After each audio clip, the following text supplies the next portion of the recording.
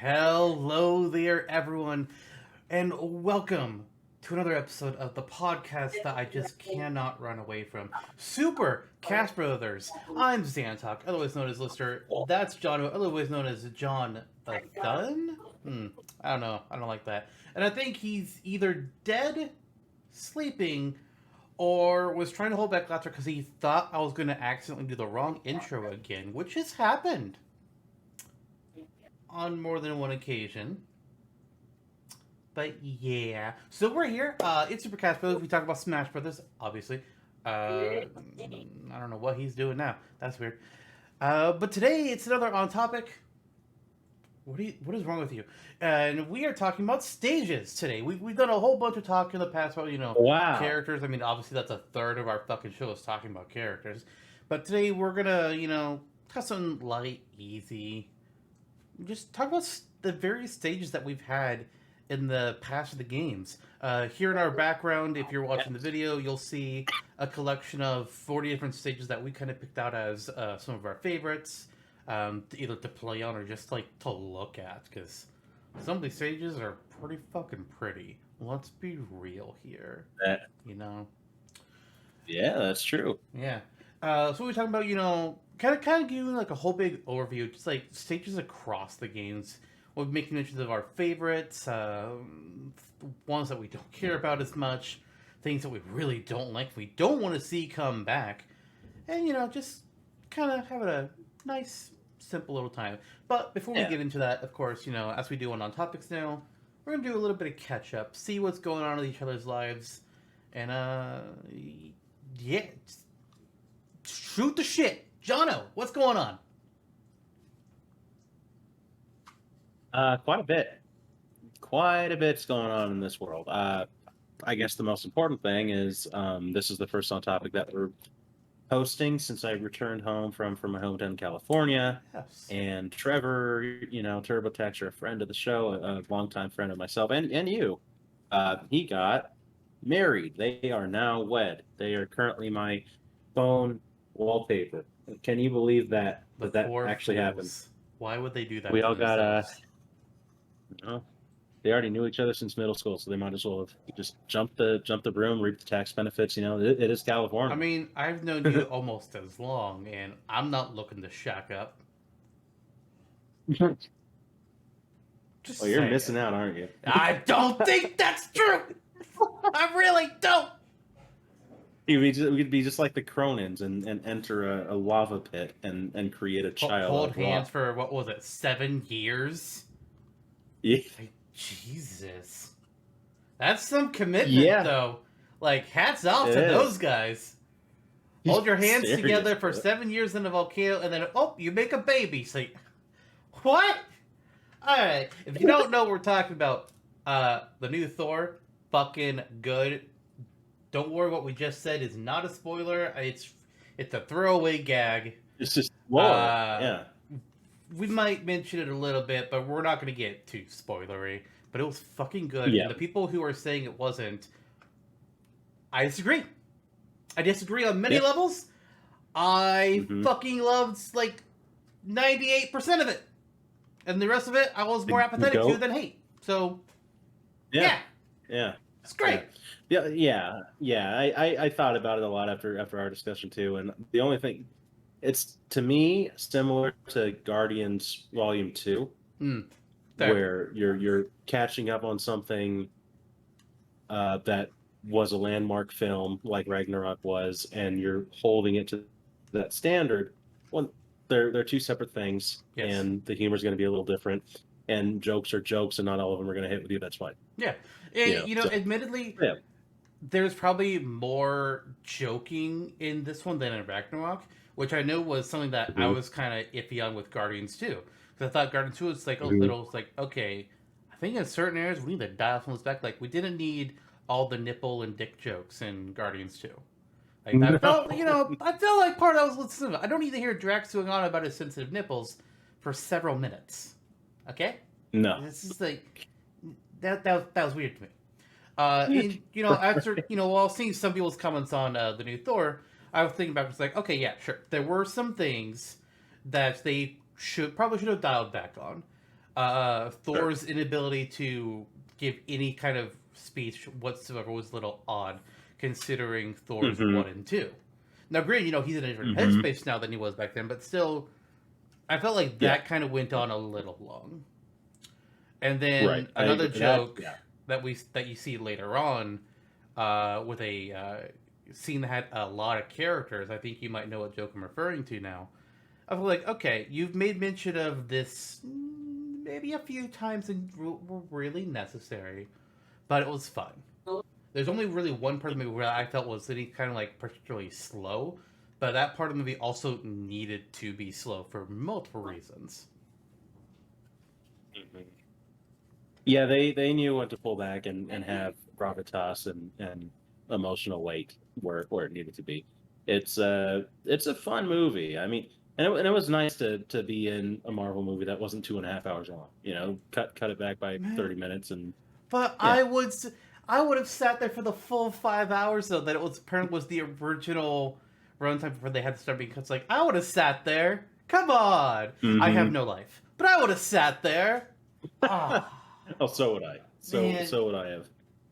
I might have had to get a refill on popcorn, but I would have sat there. It's like a refill on popcorn is a whole other reason to willingly sit there. So that's true. That's true. I mean, by the time you get to like the bottom third of the bag, it's just like, I want a new one. All the butter and the salt is gone. It's like, this stuff is just unflavored. That's why at my theater they have this thing like a long metal tube, like where the condiments are, and you press a button, you could put more butter on, and they don't charge you. And I'm like, okay, yeah, we have that too. I think most movie theaters have that. I would like to have that. No, really, they didn't back in the homestead, the farm. Oh, are you talking about my hometown? Yeah, they didn't do there either. Yeah. No, like a small town theater. No, but like a big city theater. Fuck yeah. Yeah. They don't have the time to butter your popcorn for you. They put like 25 fucking bags up there. You grab the one you want. You go to the butter and salt station. You do it yourself. Man, now what could be even better? Yeah. We're going on how are we on a fucking popcorn tangent? We're here now. What would be great is if not only do they let you butter and salt yourself, let me fill the bag myself, because that way I can fill it up a little bit, butter and salt it, fill up more, butter and salt, fill up more. There we go. That way the whole fucking thing has flavor. Yeah. That's the nice thing about my theater. It's a small town theater connected to a big city, so they still have the popcorn boy who puts a scoop in and then puts butter in and then puts a scoop in and puts butter in repeatedly. Yes. A nice little accommodation. I flip him a quarter and say, "Thank you, popcorn boy, for all of your help today." And then he turns around and says, butter is a dairy product made from the fat and protein components of churned cream. You know what the great part is? I have not ever exercised this power, but I really just started thinking about it at some point. I can mute him at any time, and then nobody has to hear it but me. But actually, I can. Yep. Well, decision. Yeah, go in post. No, because I can just in OBS just click this little button right here, which now nobody can hear you because it's sort of like, no desktop audio. How grand is that? Okay, wow. It's okay. There you go. I was like, I turned it back on. It's like you're not making sounds. Like I can't hear you doing anything. And also, I can hear you through Discord. So I just had you muted on the recording program. Oh. Okay.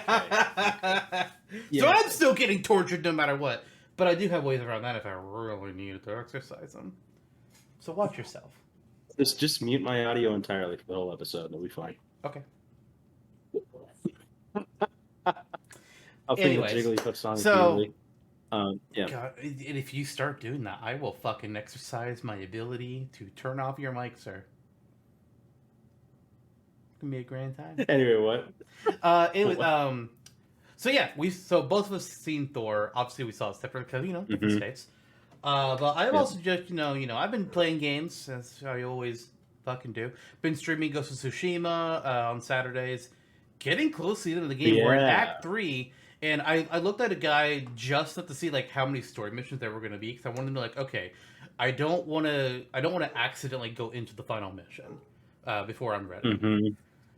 And I have like 5 or 6 missions left. It's like, oh shit, we're almost done, guys. Fuck. They get pretty, big towards the end, like you might imagine. But I'm still waiting on like more than a handful of hours. The side characters who have their little side stories, the tales of X character. None of those have popped up yet, and like I know you have 2 more chapters. Where are you?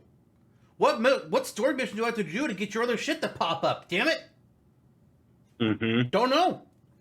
But I've also been I got back into Final Fantasy XIV recently. Been playing that with Way Off Trail. On my original character, I made it to the end of A Realm Reborn, the base game, and then I did the quest, in between A Realm Reborn and the first expansion, Heavensward. But I didn't actually go into the first expansion. I kind of just sat there for a year. Yeah, eventually planning to go back into it. I just didn't know when the right time was going to be. But the Way Out Trail and we were looking for a game to play that we could do together, because there are very few multiplayer games that we both are interested in. Because I don't like shooters. I don't think they're fun. Just me.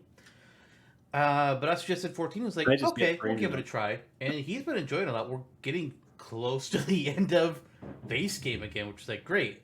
Pretty soon I'll actually be able to do new content and get to see things I haven't seen before, which I'm excited for. Nice. I'm playing a Dragoon now. My original character was a monk. I hit stuff until it dies. I can't tank or heal. I'm too small brain for that. I can't. I've also actually 2 episodes ago we were talking some shit on Fire Emblem 3 Hopes. Yeah. I gotta walk a lot of that back. The game's good. First of all, the game is actually good. I played the demo the night after we finished talking about Battle, and I was like, okay, this is actually pretty good. I am almost done now with my second route.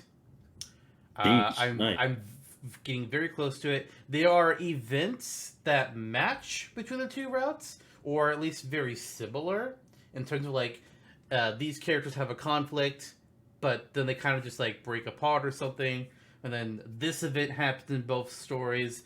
These events are referenced that happen in this one, but then there are some things that are different. Like some characters are dying in different ways, or obviously recruitment changes, because some routes you can recruit characters that can't be recruited in other routes. Obviously, if I can recruit Lysithea into the Black Eagles route, then she kind of can't just like, it doesn't make sense story wise. You know what I'm trying to say? The recruitment kind of messed with it a little bit. But my thought process right now is that like I think they're shared route ish. Like not like how like the routes in 3 Houses were very much distinct. They were very different paths through history, telling 4 very 3.5 different stories. I say that because 2 of the routes are like borderline the same thing, and it's dumb. This one, as far as I'm aware, there's not a secret 4th route. I'm pretty sure there's only just 3, but they've been a lot more aligned than the original game, but they're not quite the same. There's small differences. Right. The interesting thing is going to be when I get to the 3rd route, because I have a hard time seeing how the 3rd route is going to follow. It's going to like keep a lot of the same events from the first 2 routes, but also still being able to play playing through a story where you feel like you're accomplishing things. I'm not quite sure how that's going to go down, but I'm interested in seeing what happens when we get there. Also, it's Shez is a better protagonist than Byleth. Yeah. They have character and personality. They're not treated as a god like Byleth was. Everybody's just like, oh my god, Byleth, please let me worship your feet, for I am unworthy. Shez is just like, yeah, I'm just the dumbass that just like, I got lucky and I'm a commander now. Stop asking for my advice, please, your god. Shez is great. Shez is a refreshing character. Like they're another avatar, but they are they're not they have importance to the story, but compared to Byleth's importance or Robin's importance or God forbid Corrin's importance, they're not important. Mm-hmm. Not really. Not compared to those three. More importantly, they're Chris just there. and Mark. But... right, because you can play as them, and if only we lived in a world where it was chess instead of Violet and Smash. But I mean, well, then we just have another swordy boy. But they use two swords. They use two swords, and they have some weird transforming shit. So. Yep. You're not finished yet, so... Yep. I'm not. Now that I've past several days have been pretty crazy. But now that this is the only thing slated for today, I think that I can settle down tonight and actually play the damn thing. I'm like on chapter 6 still, one route. So which route did you start with? Black Eagles. Okay. Just like 3 houses. Yep, same. You get kind of great. I still like that little cast of characters overall more, so they're kind of like my team. And then if I'm gonna play one route, it's gonna be that route. Yeah, I'm gonna play all 3, but yeah. Hubert is a favorite. I fucking love that guy. He's so good. Mm-hmm. Like the thing with Hubert is that you look at this guy and you're just like, so you must be evil, right? And he's like, he would probably be like, he would probably say like, yes, I am. Is there a problem with that? But he's honestly not. Like he's willing to do bad things, but he's definitely not evil. He's actually one of the nicest people in the game, kind of. Maybe not one of the nicest. Maybe that's the wrong way to say it. But he's definitely a lot nicer than he lets on. Like it was in 3 houses actually. One of the supports with him and Bernadetta, she says he's trying to be nice to her. He really is. She's just like, you fucking scare me with your face and the way you laugh. He's just like, and the humans are here just like, I do nothing to you. What the fuck? I've done nothing but be nice to you, and you run away from me in terror. Which on one side is fucking great because I can do that, but also what the fuck? I love Hubert. He's so good. Hubert is awesome. Bernadette is a lot of fun. Dorothy is a top tier character too. Petra, nicely well rounded. Petra as well. Talks like my walrus character in Project Believes that I'm writing, so that's cool. That's the best compliment you could have given your walrus character, while also the worst insult you could have given Petra. Yes. But one day we will all wear the uniform of the Iron Walrus. Yeah, and then the other guys aren't that bad. I'm a little annoyed by like Caspar, but whatever. Yeah, Caspar is my least favorite Black Eagle. Like he's it's not that he's bad, it's just like he's the raw, I'm gonna run in and hit stuff guy. Which, to be fair, is how I play Final Fantasy XIV. But I don't go yelling and charging into things. He's okay. Like he's a harmless puppy of a character. But him and Linhardt are not my favorites. If they're yours, they're your favorites. They're not my favorites. A lot of people don't like Hubert. Yeah. I love Hubert. Yeah, Hubert is great.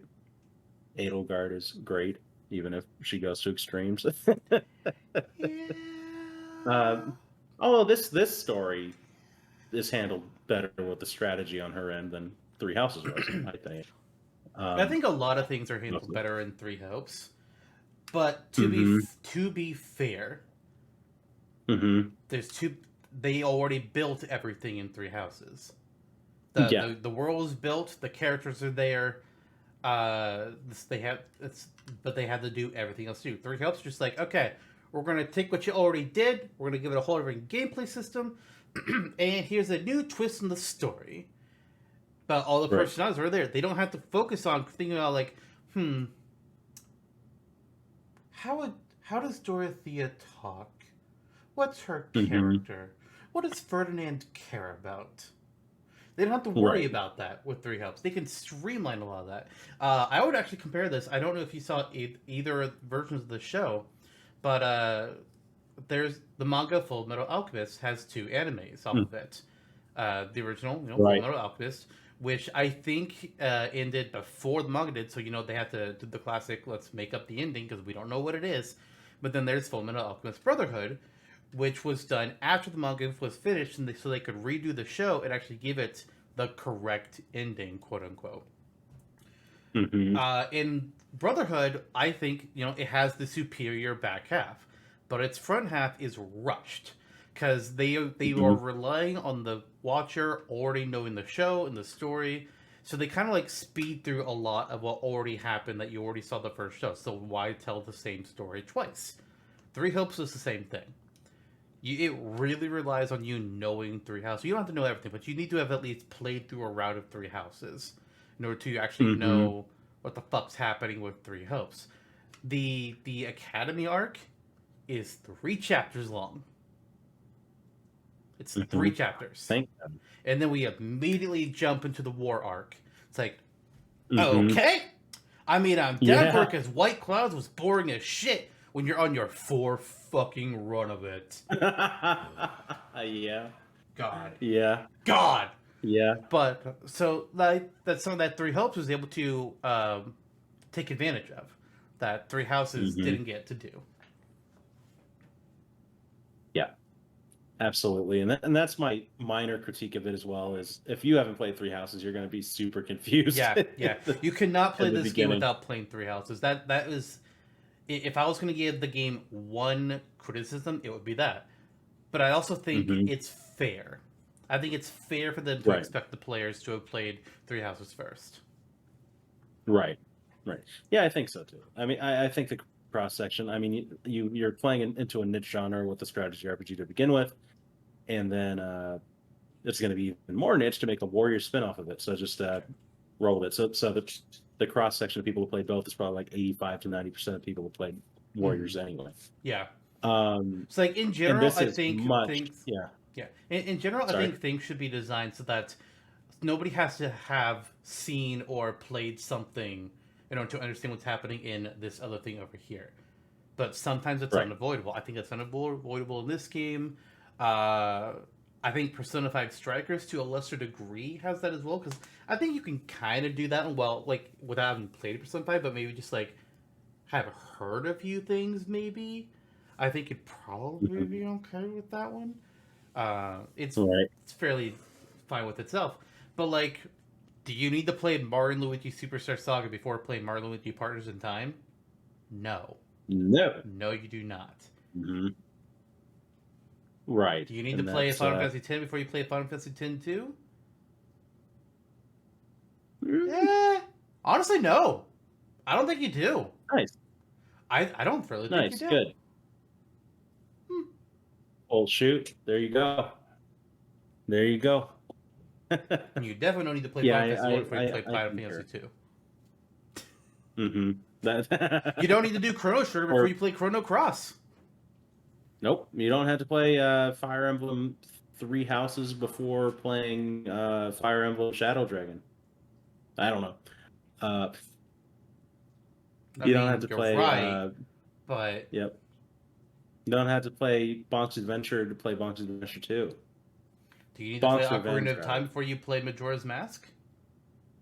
No, not really. No. It's cool. I mean, you'll notice a few more things, but it's not necessary. But do you need to read Harry Potter 1 before you read Harry Potter 2? Yeah, probably. Pretty much. Probably. Right. Sometimes it's necessary. Sometimes it's not. In this case, it's necessary. Right. It is also much better, just gameplay-wise, than the first Fire Emblem Warriors. And you avoid the issue of having a bullshit roster like the first one did. Yeah. The gameplay is better. Streamlined, thank God, from the first Hyrule Warriors. Yeah. Age of Calamity kind of had it right, but they really led you on with some BS in the story department. This one less so. This one you can actually kind of treat as an alternate / golden route, it seems. Yeah, so I'm happy with that. And speaking of the original Fire Emblem Warriors, apparently this game started out with just being Fire Emblem Warriors 2. There was going to be another crossover Fire Emblem game. Which thank God they changed direction on that, because it would have had probably would have had the exact same problems. The first game has like lopsided rosters. It would have been very 3 houses heavy, because that's the big new thing. And then, with some other characters sprinkled in. Like, I think they probably would put in Ike this time around because they got so much shit for not doing it the first time. But, would Lynn have been there? Yeah, who knows? They might have cut her from that one. It probably would have lost some of the Fates and Awakening rosters because they're not the new hotness anymore. But maybe they decided to, like, hey, we're trying to add all the Three Houses characters. Maybe we should just do a Three Houses game. Yeah. And even I love my crossovers. Yeah. I do. I fucking love crossover shit. It's fun. Hello, Smash Brothers. But when you don't balance it right, like imagine in Smash Brothers, but half the roster was Mario characters. That's not a Nintendo crossover anymore. That's Mario. That's a Mario game with guests. Right. Like Sonic Riders or All Stars Racing. Or Mario Kart for that matter. Yeah. Well, yeah, that's yeah. That is true.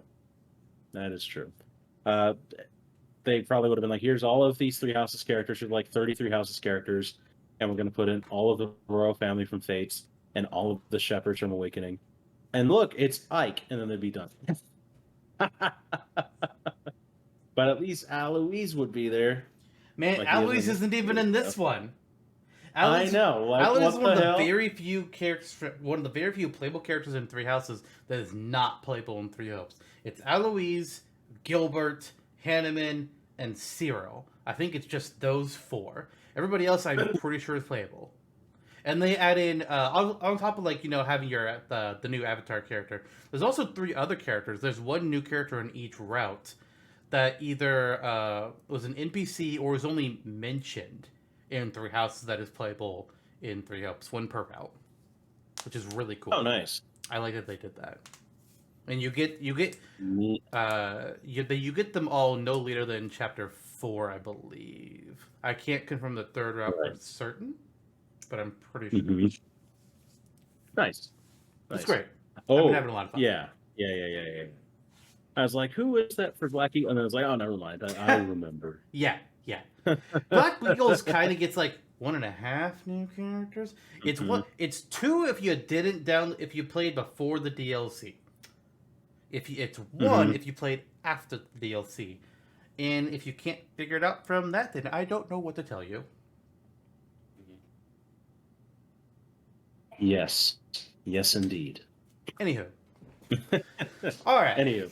Yeah, so, fun times with that game and several others. Yep. So you went to California recently. I've just been playing a bunch of games. But now let's talk about the one game we care about around here. Splatoon 3! Where's that fucking game? I need it in my hands. No, obviously we're talking about Smash Brothers. Yu-Gi-Oh! Lost-Found Kingdom. That is the best Yu-Gi-Oh! Game.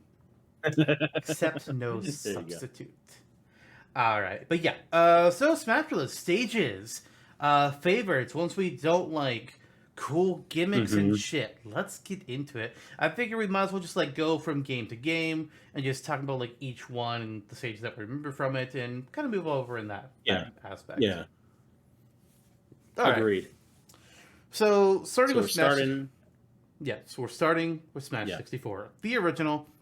There's only 9 stages in Hero Stack 64. Arguably 12 or 11. Wait, 12? No, yeah. Arguably 12. I can't math today. Arguably 12, but 3 of them are single player only. Yep, you got a little keychain with that. It's pretty nice. Because we got Peach's Castle, which I fucking hate. Honestly, I hate that stage. If it didn't have the fucking weird ass triangle blocks that are just obstructive to be obstructive, that's okay. It'd be okay. It'd be fine. It's sure, whatever. But those blocks kill that stage for me. They really do. I can't.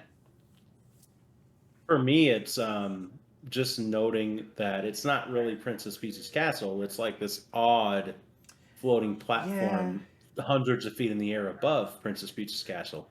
Yeah, and her castle is just the castle also looks like it's floating in the air, like it got plucked out of the sky. It's like, I'm here now. Kind of like what happens in Paper Mario. Maybe it was secretly a Paper Mario stage the whole time. Nice. I think predating Paper Mario by about a year, too.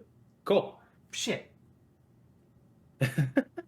Sakurai saw design notes. He knew what he was doing. Right. But I mean, Smash 4, I didn't play a whole lot as a kid. I know I played it some. I know the daycare I went to school, I went to after school, had it, but we didn't play it a whole lot. Or at least I don't have memories of playing it a whole lot. And then I played like the one-player mode, a demo at Toys R Us whenever we would go there. But it wasn't big for me. And we talked about this before when we did our whole a look back on SNES 64 episode, which was fun. Yeah. But I don't have like strong memories about a lot of stages, or what memories I do have are from playing on them in later games, like Saffron City. I kind of like that. You know, it's cool to see the Pokemon popping out of the door. Hyrule Castle, Congo Jungle has been appeared. Yoshi's Island has appeared a few times. Most of them have actually no, all of them but 3 have reappeared in something. Planet Zebus, Dreamland, and Sector Z have just never been seen again because they've just been replaced. Planet Zebus became Brinstar. Dreamland became Green Greens. Sector Z became Corneria. Really, the only one of them I feel like could theoretically come back and have a purpose is Planet Zebus, because at least you know its replacement doesn't look the exact same. Corneria is a bigger Sector Z. Green Greens is a bigger Dreamland. Right. Yeah, and they arguably in Melee take that general concept and refine it and make it superior to the original product. So there's not a whole lot of reason to return to those stages. Also, I'm wrong. Dreamland has been in every game. Oh, yeah, Mushroom Kingdom. That's right. Mushroom Kingdom is the one that... well, no, that one came back in Ultimate. Then what am I... Maybe it was just 2 that never came back. Yeah, Sector Z never came back. And Planet Zips never came back. Okay, so yeah, I guess it was just those 2. For some reason, I thought Dreamland was 2. Because, it's literally just Dreamland. I mean, there's some differences. Or, it's literally just Dreamland. There's differences, but it's borderline that stage. It's the same thing, but with a different platform arrangement. It's still Wispy Woods. It's like, why? Yep. And then, you know, the Metacrystal. Oh, I was probably thinking of Metacrystal. That's probably what I was thinking of for the third one. Because that states it's only in single player. And I like how it's like, it's kind of bumpy with this design. I like that. It's Metal Mario stages, only in one player mode. And I want it to come back. Bring back Metacrystal. Yeah. I almost thought Ultimate would do it, but nope, we just couldn't be Ultimate enough. Yeah. It's such a simple thing, but you know, implanted into the minds of us kids when we played it all those years ago. It was kind of an epic backdrop for the battle. Yeah. Yeah, and with the music playing and Metal Mario being pretty impervious to most hits, it's like, whoa, what is going on? It was a neat fight, and it was a neat stage, one that can be easily imported, and it has in Project M. Yep, and it's fun. Yeah. Funnily enough, and maybe not when I originally played the game, but in hindsight, now that we've kind of moved on past 64 to such a degree, Metal Cave or Metacrystal, whatever you want to call it, probably I wouldn't say favorite stage, because Hyrule Castle holds up really well. But it's like my second favorite stage. Yeah. It's up there. A few that are still pretty cool. I mean, Congo Jungle, I think, is a perennial design. I'm glad it came back in Ultimate. Hyrule Castle, Saffron City, I think is pretty much the only Pokemon stage to this date that has sold an actual location, you know, outside of a stadium or floats or whatever, well enough. Oh wait, there's Spear Pillar. But the tower stage in 3DS and blanking on the Prism Tower stage was not that great. No. It was pretty disappointing. Yeah. So between the 2 city stages that Pokemon has, Saffron City far and away is still the best. Oh yeah. And we need to revisit that aspect of Pokemon for a future stage. I mean, I made one of the stages I've made on Smashtopia, and that was in our big stage episode that we did back in season 1. We were coming up with 40 fucking new stages. Actually, maybe that was season 2. I can't remember which season it was, but I did. Oh fuck! What's the city called in Gen 8? the dark type city. Where you fight You peers. did Spike Muff City? Spike Muff City, that's the one. I made a siege out of that, and it was because like that. I fucking love that city, not just because it's got the dark type gem, which I've been asking for years, and we finally fucking got. But when I was playing through that city, I was like, oh my god, this city / gym is designed. It pulls from old classic arcade side-scrolling beat 'em up games where people jump out of the windows to fight you, and then once you've beaten all the enemies in this particular little zone, a little flashing light will appear saying "Go." There's a fucking sign on one of the buildings that lights up saying "Go," that you can proceed. I was like, holy shit, this is amazing. So I made that city, but it's not like one that you fight on top of buildings. It's just like it'll scroll from like one screen to another. But I have a lot of stage ideas from Pokemon. Pokemon is probably the franchise that I have the most stage ideas for. Sutopolis City is one I really want to make someday. That'd be cool. It's probably going to be more, floating in the air above the city, so not, which is not really what we're asking for with another Saffron City type of thing. But I've been wanting to do that for a long while, and yes, all 3 of them will appear on it. Because holy shit. Even Wallace, huh? No. Kyogre, Groudon, and Rayquaza. They appear. Yeah. They'll be doing some shit whenever I eventually get to make it. Too many ideas, not enough time. But yeah, honestly, I would say like my favorite stage from 64. Hyrule Castle is definitely one of them. It's got unique platform arrangement, which I really appreciate, while also not being a pain in the butt. Because some stages you're like, oh cool, these are some different platforms, but the stage is also a butt, and it's not fun. But Hyrule Castle, I think it's got a really good layout, especially for like being one of the original games. It has a very non-basic layout, which is a little surprising in a way. And then the other one that I think is really good is Yoshi's Island, which in later games in Ultimate was renamed the Super Happy Treat. Well, it's based off of Yoshi's story, but like the fact that it looks like a pop-up book and it's got like some slanted platforms, like that's a really cool look. I like the look of the Super Happy Tree stage. It's fun. But the other ones, again, like okay, I mean, I guess Sector Z is not bad. It just is completely irrelevant now. Congo Jungle, it's okay. It's not one of my personal favorites. I think the fact that I can fall through the main platform is kind of weird to me. I also think it's strange that like there's just something speaking about the original stages here at large.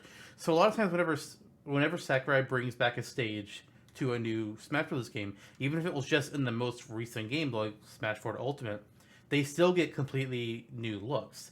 They are touched up on. They have higher quality graphics. Things are smoothed out, more details thrown in. But whenever he brings back the 64 stages, they're just shinier. He preserves all the angles, and like look at Congo Jungle is a great one. Look at the picture of that one on the Smash Wiki. It's look at that shit. That is still using the 64 flat look that everything had. Like the barrel cannon is exactly where I'm looking at here with this. It's not like the 3D barrel cannon design like the Congo Fall stage has. It's just like a flat 2D picture that scrolls across. All the other stages for later games, they get revamped. The 64 ones really don't, which I find I both like it and I don't. Because I'd like to see them have like this upgraded look. I'd like to see Hyrule Castle where it's not just triangles, Right. But I also kind of like the fact that he's preserving, I don't know if history is the right word, but like the history or legacy of the stages and how they looked back then. He's just making them look higher quality. He's up. Right. He's sending them the 4K resolution. That's what he's doing. Tell me I'm wrong. Nice. You're wrong, but you're not. I just said it because you said to. That's fair. Yeah. Yeah, you mentioned Yoshi's Island getting renamed to Super Happy Tree in Ultimate. That reminds Peach's Castle. I mean, they call it like Castle Skies or something in Ultimate. No. That's Which, something I made up for the or what is? Smashtopia wiki. Oh, is it not called something else in Ultimate? No, Yeah, it's not. It's still Peach's Castle. It's called Peach's Castle that's 64. Well, oh boy, actually, let that's me clarify that. It's called Peach's Castle 64 in Smash 4. In Ultimate, it's just Peach's Castle mhm. again. On the Smash Up wiki, for a while there, I was doing a thing where like I don't want to have like any stages that have to share the same name with each other, and like I don't like the fact that it does that in Mhm. Ultimate. So I was changing things of names. So I changed that stage to being called Castle Skies, and I had plans for all the other stages that shared names. But I haven't done it yet. But I'm going to go back and I'm going to go back and I'm going to give things back their proper names. Just because like if anybody was ever like looking for them, they'll be like, I can't find Peach's Castle. What is this? What's Castle Skies? That's not a. I don't know what that is. So I figure I'll go back and change it at some point. Yeah, yeah, that's fair. I mean, I'd love it if Ultimate or something did that to differentiate it further and Yeah. give it. I mean, actually, the Japanese version, apparently, according to this wiki, says it is called Above Peach's Castle in Japan and always has been. But Where? What here in the wiki are you States and looking English on speaking to see country, that? I am on the Oh, okay. Smashpedia. Yeah. Oh, you're on. Yeah, I use SSB Wiki. yeah. I don't know. I just kind of searched list of stages and this one pops up. Yeah, it does. It's called Above Peach Castle. Interesting. But then hmm, Yeah. it looks like most of them just call it Peach's Castle. Mm-hmm. But there's one that called Yeah. it Isn't Peach that Blossom strange? Castle in Chinese. Oh, Okay. interesting though. Here's an interesting part on all this. So for Smash 64, the Chinese simplified translation was Peach Blossom Castle, but for Ultimate, Chinese simplified changed the translation to being above Princess Peach's castle. Weird. And then in Weird. Korean, it's top of Peach's castle, which is like, all right, Kind of, but not really. yeah, interesting how Uh, how almost every version it's Peach's castle, but there's a few where it's just like, no, we're above Peach Castle. Like, okay, I mean you're right, it really is. right. Right. Right. Yeah, it's like an okay stage. When I was a kid, I liked it a lot just because I was attached to Mario. I didn't know the rest of the characters yet. Yeah, fair enough. But over time, it's been like, whatever. Yeah. We've had better, um, and now it's kind of just whatever. But yeah, I mean, it's interesting. Smash is kind of a precursor. It's a precursor to Melee, and you see that in the stage selection quite a bit, with how several of them, like Dreamland, Sector Z, and Planet Zebes, and Mushroom Kingdom, The turnaround between and Yoshi's 64 and Melee Island. is so short. I think it's less than 2 years because they really Yeah, wanted it to be a launch title for the GameCube. It would not surprise me if you got Sakurai close. finished Yeah. 64 and then they were just like, "Hey, so we want you to work on the next game right away." It's like, what? So as crunch time began, Mm-hmm. legendary shit. Yeah, so the stages in 64 are mostly good, but so many of them have been translated into Melee. Yeah. Like who would want to play Sector Z again with a static image of a Z when you could be playing in Corneria City? Looming over Corneria and having Yeah. Uh, it was good times, and there's a few stages that have been preserved that are unique and in several people's opinions, good stages still. Like again, Hyrule Castle to me is the standout here. Saffron City. I don't actively hate any of the rest of them, but there's just two or three that I actually actively still really enjoy. I wouldn't say any of the stages that I hate. I just hate like some elements. Like I think part of Congo Jungle Right. is a little bit janky. I hate the triangles on Hmm. Peach's Castle, and is that all my complaints? That might be all my complaints. Yeah, Metacritic I never mean, coming back. yeah, yeah, what gives there? For an initial game, it was pretty solid. Yeah, It's maybe the only reason to go back to it now is kind of, as you're saying, like a history piece, and that's kind of being preserved in later games too. Yeah. Because I mean, it's wildly, like, crazily unbalanced, like just wickedly unbalanced, and stages that are present there are either in Ultimate or have been upgraded into something else in Melee. So,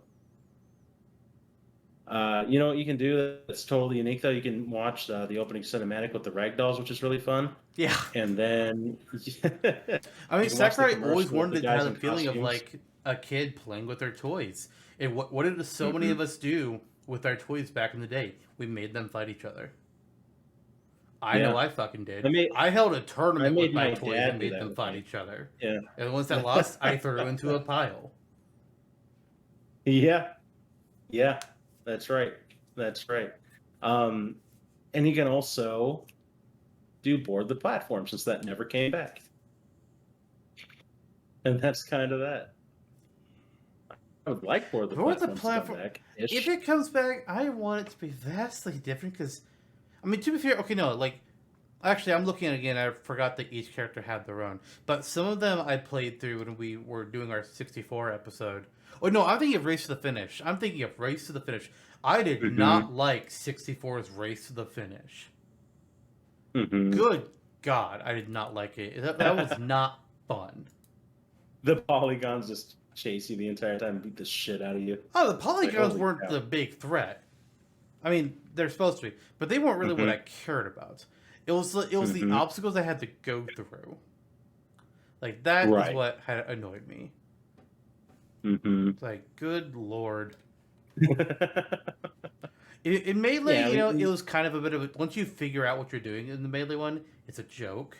You can just like rush through certain characters and it's like nothing. Captain Falcon. What is Race to the Finish to Captain Falcon? Blink and you miss it. Right. For Bowser, it's another day on the shuttle bus. How he used to run back then. All right. Yeah. So I think we've said everything there's to say about the stages in Smash 64. So let's go ahead and move on to Melee. We went from a game that had just 9 stages to a game that has 29. To be fair, some of those are from past games. In fact, I think it's just there were 3. Dreamland, which we were just talking about, Yoshi's Island and Congo Jungle were the only 3 to come back for Melee. But we have a whole bunch of new stages here, like Princess Peach's Castle replaces Peach's Castle. Mushroom Kingdom replaces Mushroom Kingdom. Brinstar coming in for Planet Zebes. Green Greens for Dreamland. Corneria for Sector Z. That is all the ones that were replaced. I mean, you could argue Foreside is a replacement for Saffron City, at least like in terms of structure. It doesn't have the Pokemon gimmick, but it's you're fighting on top of skyscrapers and there are small gaps in between the buildings. Right. Melee's got some great stages. Not all of them I'm a fan of. Icicle Mountain, GTFO. You can just go fucking die. But I love Princess Peach's Castle. Yeah, it is. I had a lot of fun with the Mario World themed Yoshi's Island stage. I have to say that because there's arguably 3 Yoshi's Island stages. It's like, why? Yeah. Yoshi's Island, which is based off of Yoshi's Story. Yoshi's Story, which is based off of Yoshi's Story. And Yoshi's Island, which is based off of Super Mario World. None of these 3. It took until Brawl until we actually had a Yoshi's Island stage based on Yoshi's Island the game. Right. But Congo Jungle is another fun one for me. Fountain of Dreams is pretty. I like Corneria. Venom was my personal Star Fox stage, so I like that one a whole lot. Pokemon City was really great. Onet's solid. There's a reason Onet keeps coming back. Partly because what the fuck else? I mean, I say what the fuck else you do. There are other options if you want to make another Earthbound stage. But it's just a very well-designed stage. It is. For the first time, we could select Battlefield and Final Destination from multiplayer because they were locked to single player in 64. Everybody wants Poke Floats back. on one of them. Either bring Pokefloats back or make a Pokefloats 2 already. Let us fight on Pokemon balloons. Like Pokefloats Go on the Smashtopia wiki that you made. Well, I kind of made it. I took... The picture is from a fake leak that somebody made, I think for Smash... I think it might have been a Smash 4 leak. That's how old that picture is. Yeah. Of somebody making like, oh yeah, there's gonna be a new Pokefloat stage. This is what it looks like, and it's like there's some like there's a giant balloon of Trumbeak, and there's like some of them are just like hot air balloons. It's like that's cool. I'll make a stage out of it, and I never came up with details for it because fuck that. Yeah. But you know it would have followed the same basic idea. Like you're going from one Pokemon balloon to another, and things are happening. Right. But right. Melee has a lot of great stages. There's there's some I don't care about. But Brinstar I liked. Big Blue I liked. What about you? Yeah. Flat Zone was fun. Yeah, Flat Zone is fun. One thing that I noticed when looking at the Melee list here on the wiki that I'm on, I just recalled that Congo Jungle. It's Kongo. It's it's a play on Congo, like the drum. Kong, Donkey Kong. Why in Smash 64 is it called Congo Jungle with a C, as if you are fighting in the fucking Republic of Congo and Donkey Kong is living in fucking Africa? I can tell you. I can tell you what happens with that. Okay. That's a translation issue. Because if you look at the names in other languages on the wiki that I'm looking at, every single one except for English and Chinese spell it with a K. Every single other language. That's silly. That is so stupid. Yep. Yep. That is so great. Yeah, it came back in Melee, and it was like the same thing. It was an unlockable stage, along with the other 264 stages. Uncanny back in the day. It was like, whoa. But also, yeah, I think the German name for Congo Jungle is Deepest Congo. What? Don't want that in Germany! What's going on, guys? Are you okay? Do you need more alcohol? They saw 20 years into the future with that one expansion meme that Donkey Kong has. And they're like, oh, it's the deepest Congo. Anyway. Yeah, looking at the list of the new stages that Melee has, besides Icicle Mountain, which is a freaking dumpster fire, and sadly not the worst stage in the entire series, because Brawl has something to say about that. A few things. And we'll get there. Yeah. This, I think Melee has the best collection of new stages out of the entire series. You're introducing numerous stages that have become staples. I think that's I would probably say that's accurate. The later games, like Brawl, has some really cool ones, but also has some real stinkers. Whereas Melee, its stinkers can be summed up as Icicle Mountain. Yeah, that's the stinker. Like, there's a few others that would be lower on my tier list than others. Like, this is gonna be sacrilege, but Jungle Japes is not a favorite for me. I'm sorry, guys, but it's true. Fucking, what's another one? Is that it? Temple's not high on the list. That's true. Hyrule Temple, more sacrilege. It's not a personal favorite. It's fine, but it's not a personal favorite. But like then like Smash 4 has just a bunch of stages. So just by that token in general, it's harder for it to have a higher average stage ratio when it says more of it.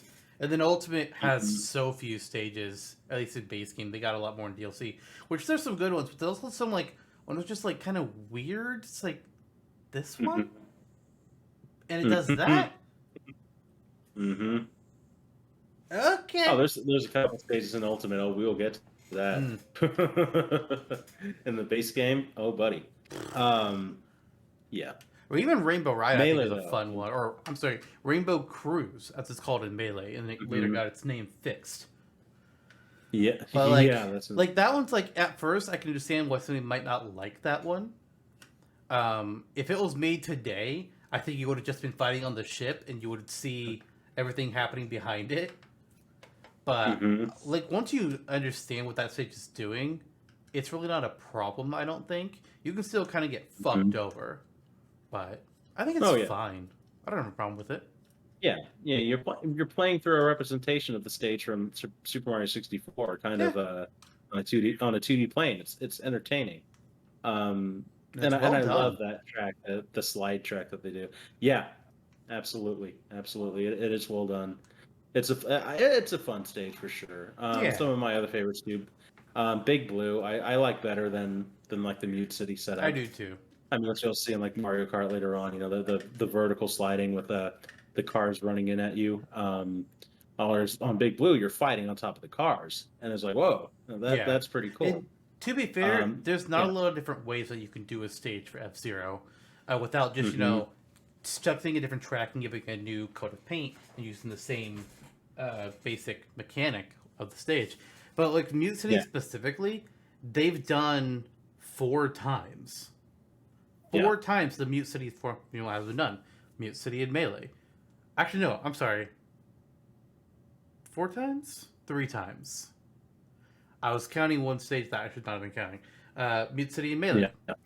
Port Town Arrow Dive in Brawl, which is another F-Zero stage. And then Smash 4 gave us the Mario Kart 8 version of Mario Circuit, which slightly different, but it's still the same basic Idea. stage design Yeah. and gimmick. It's like, hmm okay, why? Yeah. Like again, I understand. Right. So there's very few different ways that they can do an F Zero or even just like a general like racing track kind of stage.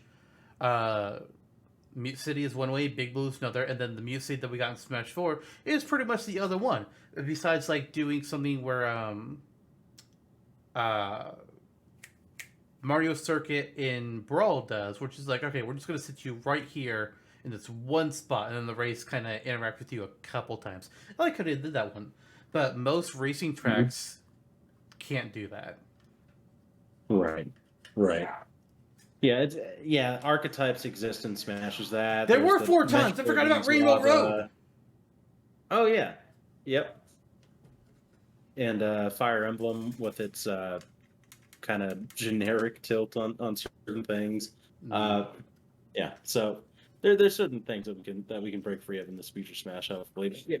But yeah, again, Princess Peach's Castle is a major favorite. They did a great job on that stage, I thought.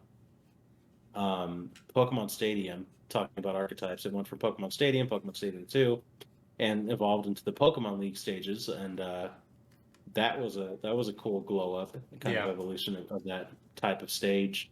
And in Melee too, it was already rock solid with the original foundation. Seeing your characters' names in the background, seeing the leaderboards, the different stage transformations, the Pokemon cameos. There's a lot going on that yeah. stage, and it was pretty damn cool. And I agree with you. I mean, Corneria is a lot of fun, but Venom with that different perspective on the Great Fox Yep. that you don't normally get in like anything Mm-hmm. was pretty Me- neat. Playing Melee Pretty for the neat. first playing Melee back then, I didn't know a lot about Star Fox and everything. So I thought the ship that you were fighting on in Diddum was a different ship. I didn't realize it was the Great Fox until years later.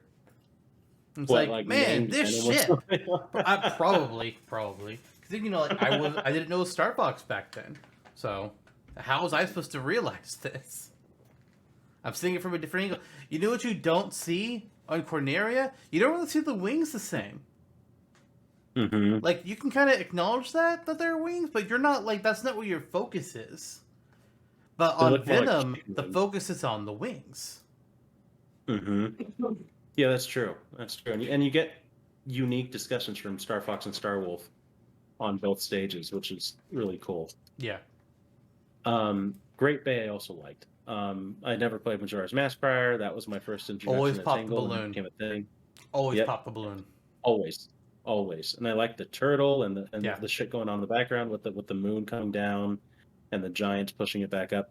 It's a fun. little stage with a lot going on in the background. Mushroom Kingdom 2, my introduction to Subcon and whatever the hell all that was. That was a neat stage. Onet, I think, is an amazing stage. Fountain of Dreams, beautiful stage. Very glad that it's back and upscaled and ultimate. Working our way down the list, Flat Zone again. Yeah, as you said, really neat at the time. Mr. Game and Watch in general, just like what the hell? Yeah. Like what happened? Who is this guy? That was I think the first true WTF character. It was. Some people say Jigglypuff in original, but no, I say it starts with Game & Watch. But the difference being Jigglypuff was popular. People knew Jigglypuff, and Jigglypuff was also just a clone, an easy stock and a fill-in for the Kirby model. Yeah.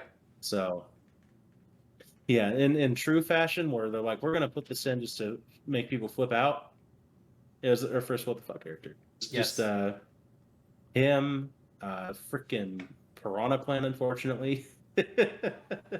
Some others. Duck Hunt Dog and Rob. But yeah. Yeah. Oh yeah, there's not going to be a Rob playable. There are already enemies in the subspace emissary. God, wait, the ancient minister is Rob. Man, those were some but those were some wild times back then. Because like people I saw people making drawings of the ancient minister and revealing him. Like, if you look at this, like they put a drawing of Rob, like over him. It's like, this looks like it would fit Rob. It's like, maybe. But another picture I had, that was a picture that was revealed like after Rob was revealed to be playable, because everybody was pissed off. Like people were just like trashing. It's like, why is this here, not that? Blah, blah. What fans always do. They lash out at what they don't know or don't like because it's taking X character's slot, which is not true. That's not how this stuff works.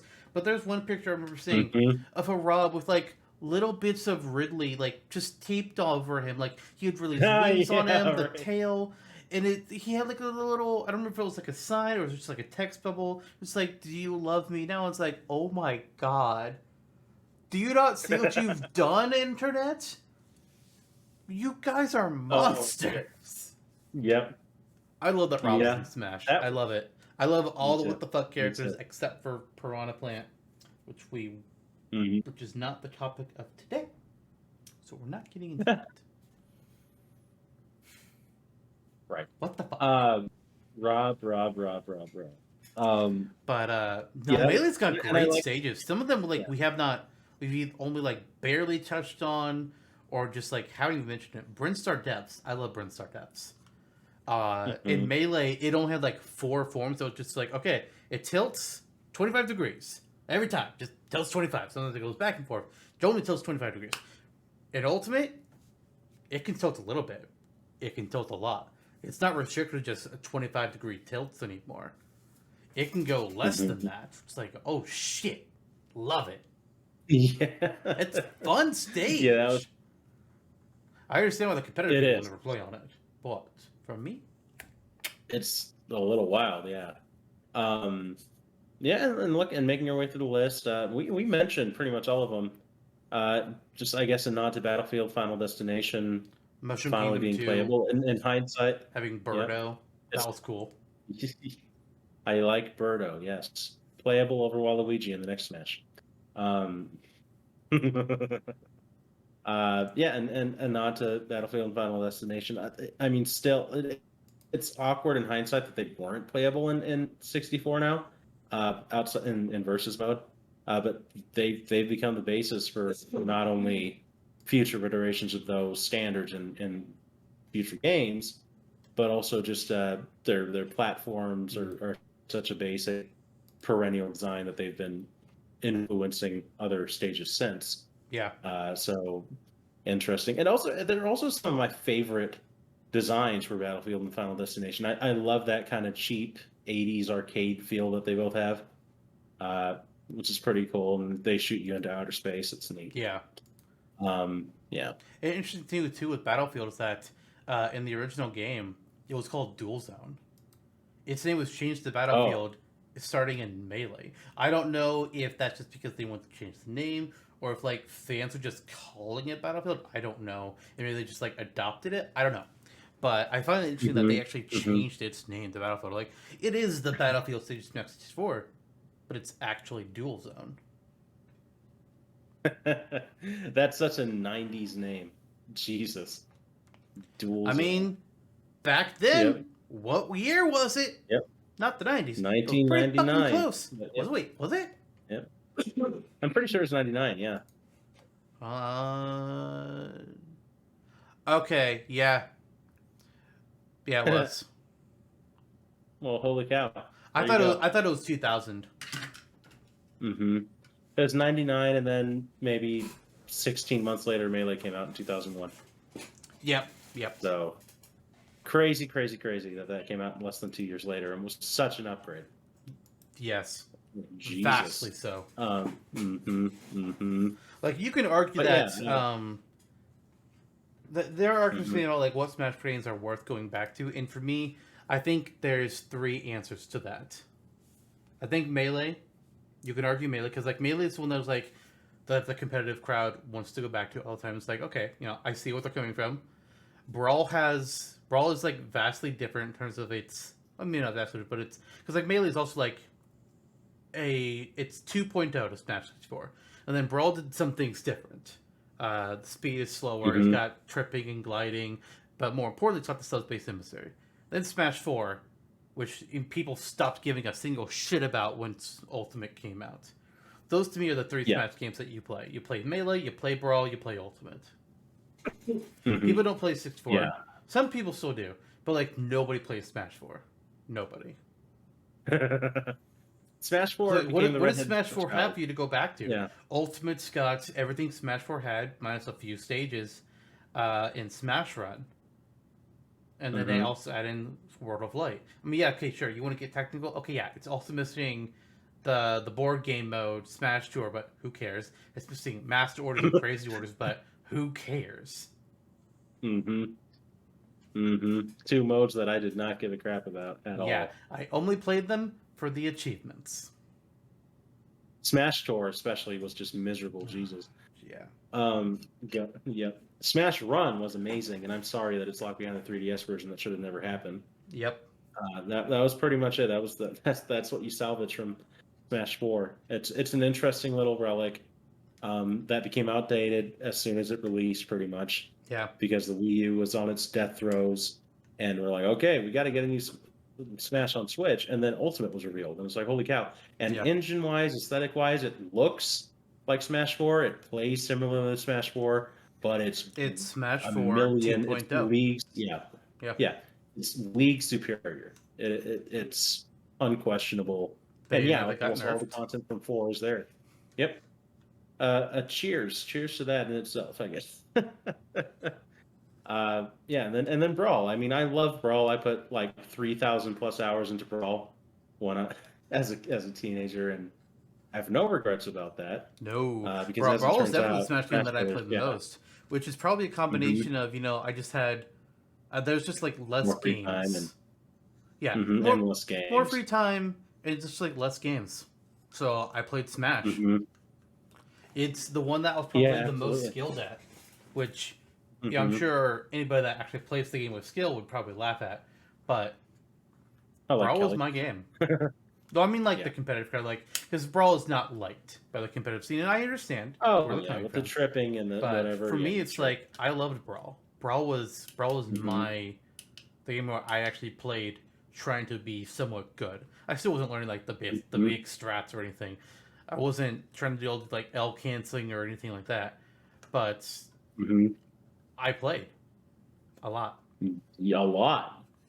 A whole damn lot, and a lot of that was you, me, and our old friends from Mercurius, some of whom are still around.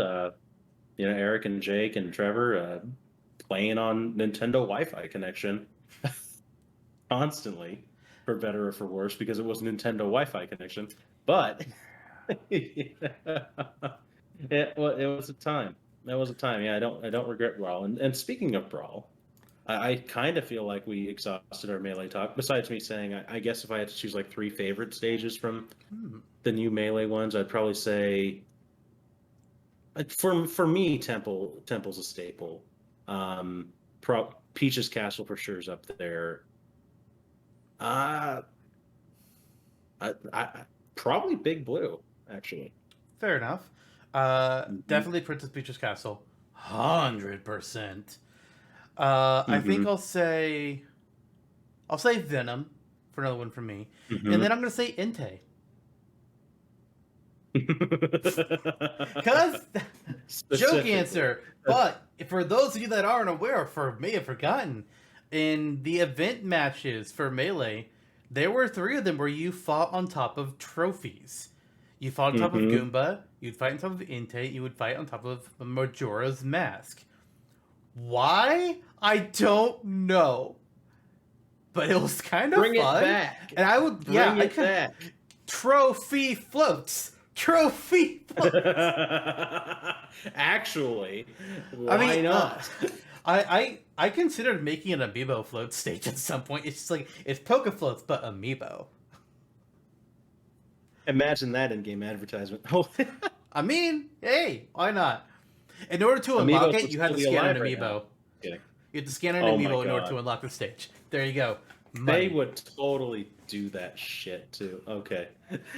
But for a real third stage answer, I might go with Congo Jungle, actually. I like that stage a lot. The aesthetic behind it and its platform range was just like a fun one to me. I like how like it would kind of like sway a little bit with the rapids. That was fun. I like it. Oh yeah, I like that. I like that version of Congo Jungle too. I forgot about that. I got that confused with Jungle Japes first of all. Yeah, that's a neat stage too. And Onet. Oh god, and Foundation. Oh shit, yeah, Onet. Fuck. Melee's got good stuff, but you know what else does? Yeah, it does. Wow. Ultimate Chicken Horse. Oh, okay. I mean, yes. So Brawl has 31 new stages to it, and it brought back 10 stages, but they were all from Melee, which is like very odd to me at the time. It was like, because Melee had stages from 64, and it's like, oh, are we just only going to ever bring back stages from the previous game only? So does that mean after this game we'll never see Melee stages again? That felt weird to me. I'm glad that's not the case. Just I don't know, maybe that for some reason they were having a hard time getting the 64 stages, or they were crunch time or something. Maybe they were lower on the priority scale. But Brawl's a mix of good and bad. You get Luigi's Mansion, but you also get Hannonbow. You get Pirate Ship, but you also get 75M. Oh god. Why? Yeah. You get 75M's up there. That's one of the worst. Summit, but you also get Rumble Falls. My candidate for the worst stage in Smash, period. I'm not sure if I would call it the worst one, period, but it's definitely fucking down there.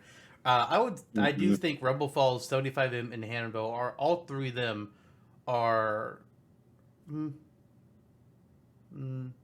Rumble Falls and 75M. Hannonbow, I'm giving you a slight pass here. Rumble Falls and 75M are worse than Icicle Mountain. That I will say for sure. Hannonbow might be like a tick above Icicle Mountain. I'm not really sure. I don't like it, but it might be a tick above. Right. I might just not be remembering how much I hate it very well. Right. I was okay with it. I think in Ultimate they improved upon it a little bit. Yeah, it's definitely a little bit better. I still don't. But it's kind of a stage that you go on to troll people with, and not really for much else. Rumble Falls and 75M are both worse than Icicle Mountain. Icicle Mountain was like just a mismatch of weird stuff just thrown at you. Rumble Falls, the initial platform arrangement is pretty cool. Then you start traveling, and you. If it was just that initial area, like with the waterfall behind it, like you had like the bridges, and like a few platforms on top of it, like that would have been pretty cool. Or maybe just like have it be like not a traveling stage, not a long stage, but like a tall stage with some full platforms on it, kind of like giving it that still waterfall feel. It's like here's a bunch of things going straight up. Like I would probably cap it off, like looking at the base picture on here that's on the wikis. I would cap it the highest point either those like book looking platforms, if you know what I'm talking about, or the platform right below them. I think that's where I would have capped it. Mm-hmm. But like everything else above, it's like we didn't need that. We really did not need that. No, that would have been a really cool stage for Diddy Kong if it weren't a traveling stage. I think Project M also does something like that, but I think they might have less platforms than what I was calling for. I'm pretty sure Project M took off the traveling on this one. I just don't know what they did for sure. I only played a little bit of Rumble M. Or Rumble M? Right. 75M. Besides all the issues wrong with it, I mean, the platoons of ladders, obstructions, the potoboos being annoying as shit, the trampolines that are being thrown, horrible. Get all that out of the equation, and the question is still begs, why? Mm-hmm. Why is that the fucking stage? What happened to 25M, one of the most iconic video game scenes, period? You know what's even worse? Why? You know what's even worse? They made it worse. Mm-hmm. They actually made 75M worse. In Brawl, on the right-hand side of the screen, those platforms on the right-hand side used to be longer, so that you could actually stand on them to fight. But in the Wii U version, they chopped them, and then Brawl kept, or then Ultimate kept that same length. In Brawl, like I had a little bit of a safety net. That top platform on the right, that's a little in the picture shows that little purse there. That used to be so much longer, and I could use it to actually fight without having to worry about Donkey Kong's fucking springs coming at me. Then they decided, like, no, we're gonna make this worse. It's like, why? Why? And just why? And you fight one of the most difficult spirits in Ultimate on the damn stage. It's like, oh my god. Fuck you, Pauline. Fuck you. God. I'm sorry, Donkey Kong, that you got the shaft so bad in Brawl. Like, those two stages are both horrible. Some of the other franchises, like, okay, they get like one bad stage. And for some of it's like their only stage. It's like, well, okay. But at least Donkey Kong got two really bad stages. Like, and then I think that plus the fact that it was, well, no, we did get Diddy Kong finally. So people have talked about how like they think Sakurai just doesn't like Donkey Kong. It's like, I mean, looking at Rumble Falls and 75M, that's a fair guess.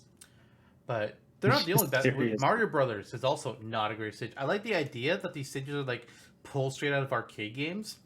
Smash 4 gave us Duck Hunt, which is in that same exact vein of thinking. And I'd like to see more things like that. Like, give us a sheriff stage or something. I don't know. That could be fun. Like, give me more shit like that. Give me a Journey to the West stage. Fuck yes. Yes. But those stages were not it. But Luigi's Mansion was really cool. Delfino Plaza was our first traveling stage, which was it was really cool.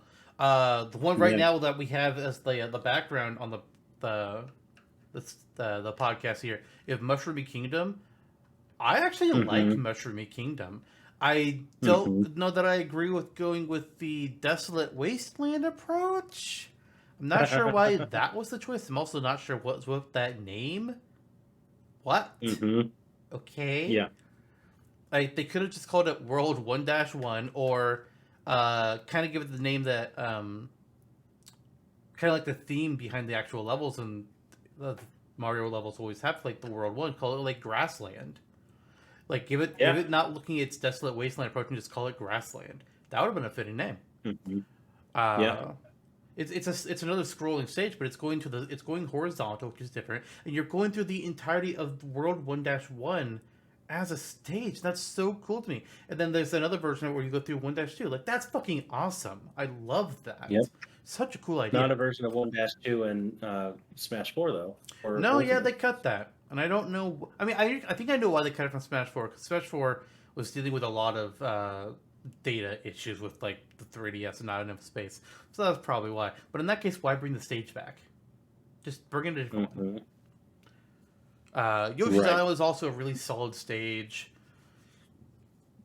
I think it tends to be considered one of the best stages, at least for the competitive community. I'm pretty sure that they enjoy it. Although I don't think they like the ghost. I don't think they like it when he appears, because that just messes with things. Pirate Ship is really fucking good. Norfair has such a unique platform layout that I really like. Halberd is amazing. Pokemon Stadium 2 is just like Pokemon Stadium, but on drugs, so it's even better. Well, that's not quite how I meant that to come out. It's a better version. It's good. It's good. Oh, an endorsement. Oh, dear. Okay. Oh, dear. Spirit Pillar I like a lot. I think it's a lot better in Ultimate than it was in Brawl. Summit is a great stage. Skyworld is so good. WarioWare. Shadow Moses Island I like a lot. Pixel Chat is a fun idea, but sometimes a little bit much. Then there's, others that aren't as cool. Like, Norfair is kind of boring. It's there. It's flat, and then you throw a bomb on it. I like it because I like Twilight Princess, but in hindsight, I mean, as a stage, it's lacking. Pirate Ship though. That's in contention as possibly my all-time favorite stage. It's up there. Nails a great Zelda game aesthetic right out of the gate. I like the different dynamic scenes, the bombings, the rock tilting over the pirate ship, the tornado, and none of them are overbearing. It just all serves this cool set piece, dioramic set piece of Wind Waker. It serves it very well. It's a great stage. Similarly, I really like Delfino Plaza. I think of most of the traveling stages we have, like compared to like a Skyloft or whatever, it's to me still like the most endearing traveling stage, the neatest one. I think it's the best one. So They did it right the first time, and everything else after it has just tried to recapture the same magic, and it's not done it. Yeah, absolutely. And part of that is, Skyloft is from a kind of a tepid game in the Zelda series, and it's kind of a tepid hub compared to Delfino Plaza. And Delfino Plaza is a whole hub world for all of Mario Sunshine. Skyloft is just your starting city, which you go back to it, but it doesn't really. Now, to my memory, Skyloft does not have a whole lot to it in terms of like what's there and what you can do. So it's kind of just like a boring city. And then you're constantly returning to it, but Woohoo Island is fine in Smash 4, but we're on Brawl. But Woohoo Island, it's also just it's Wii Sports Resort, so that's not going to stick in your mind as well. And it's got a few weird spots on it, like the boat has bugs, and the volcano's like, why are we on top of a volcano? Yeah. What's with this platform? Okay. Right. That's a choice. Whereas Delfino Plaza is one of the best hub worlds in video games. Say what you want about Sunshine, but amazing hub world. I'll take your word for that one. I'm not super knowledgeable on Sunshine, in all honesty. Right. It's just a wonderful little place. And they can capture that again, but you need to give it something with the same kind of grandiose, the same oomph, which could have been Great Plateau if they played their cards right and didn't shove it all into a tower. But we'll get to that. But Pirate Ship and Delfino Plaza are all-time favorites of mine. Luigi's Mansion is an all-time favorite of mine. The breakable platforms are awesome. Just the overall aesthetic is really cool. I'm glad that it got acknowledgement. I'm glad that Luigi's Mansion has somehow blossomed into a best-selling series for Nintendo, and that we're almost certainly going to get a fourth one. Like, what the hell? Norfair and Frigate Orpheon, thank God we finally broke the lava mess. Like, it's rising lava, and it rises back down. No, in Norfair, you're getting the rising lava, but you're getting it sprayed at you from all sides. You're having to get into a safety tank. It's different. It's dynamic. It's cool. Yeah. Friggin' Orpheon, little awkward. It's not like It's better in Prince or Ultimate. Depths level. Yeah. Ultimate did a good job in not only just like retexturing stages, but also just like updating some of them and making them function better. And Friggin' Orpheon definitely functions better in Ultimate. Right. It loses a lot of the awkwardness. And I swear those platforms did not move the same way in Brawl. I swear they did not. Right. Yeah, I think so too. I think now that you mention it, there when the stage would flip over to it, it was a lot easier to be KO'd in Brawl, I think. Yeah. Halberd, amazing top tier stage. Again, like series wide, incredible stage. They did that one way right. Going down through the hits, still, WarioWare Inc. is up there for me. I thought it was really cool that they pulled that off with shoving micro games into a stage. Yeah, it's fun. That was a lot of fun.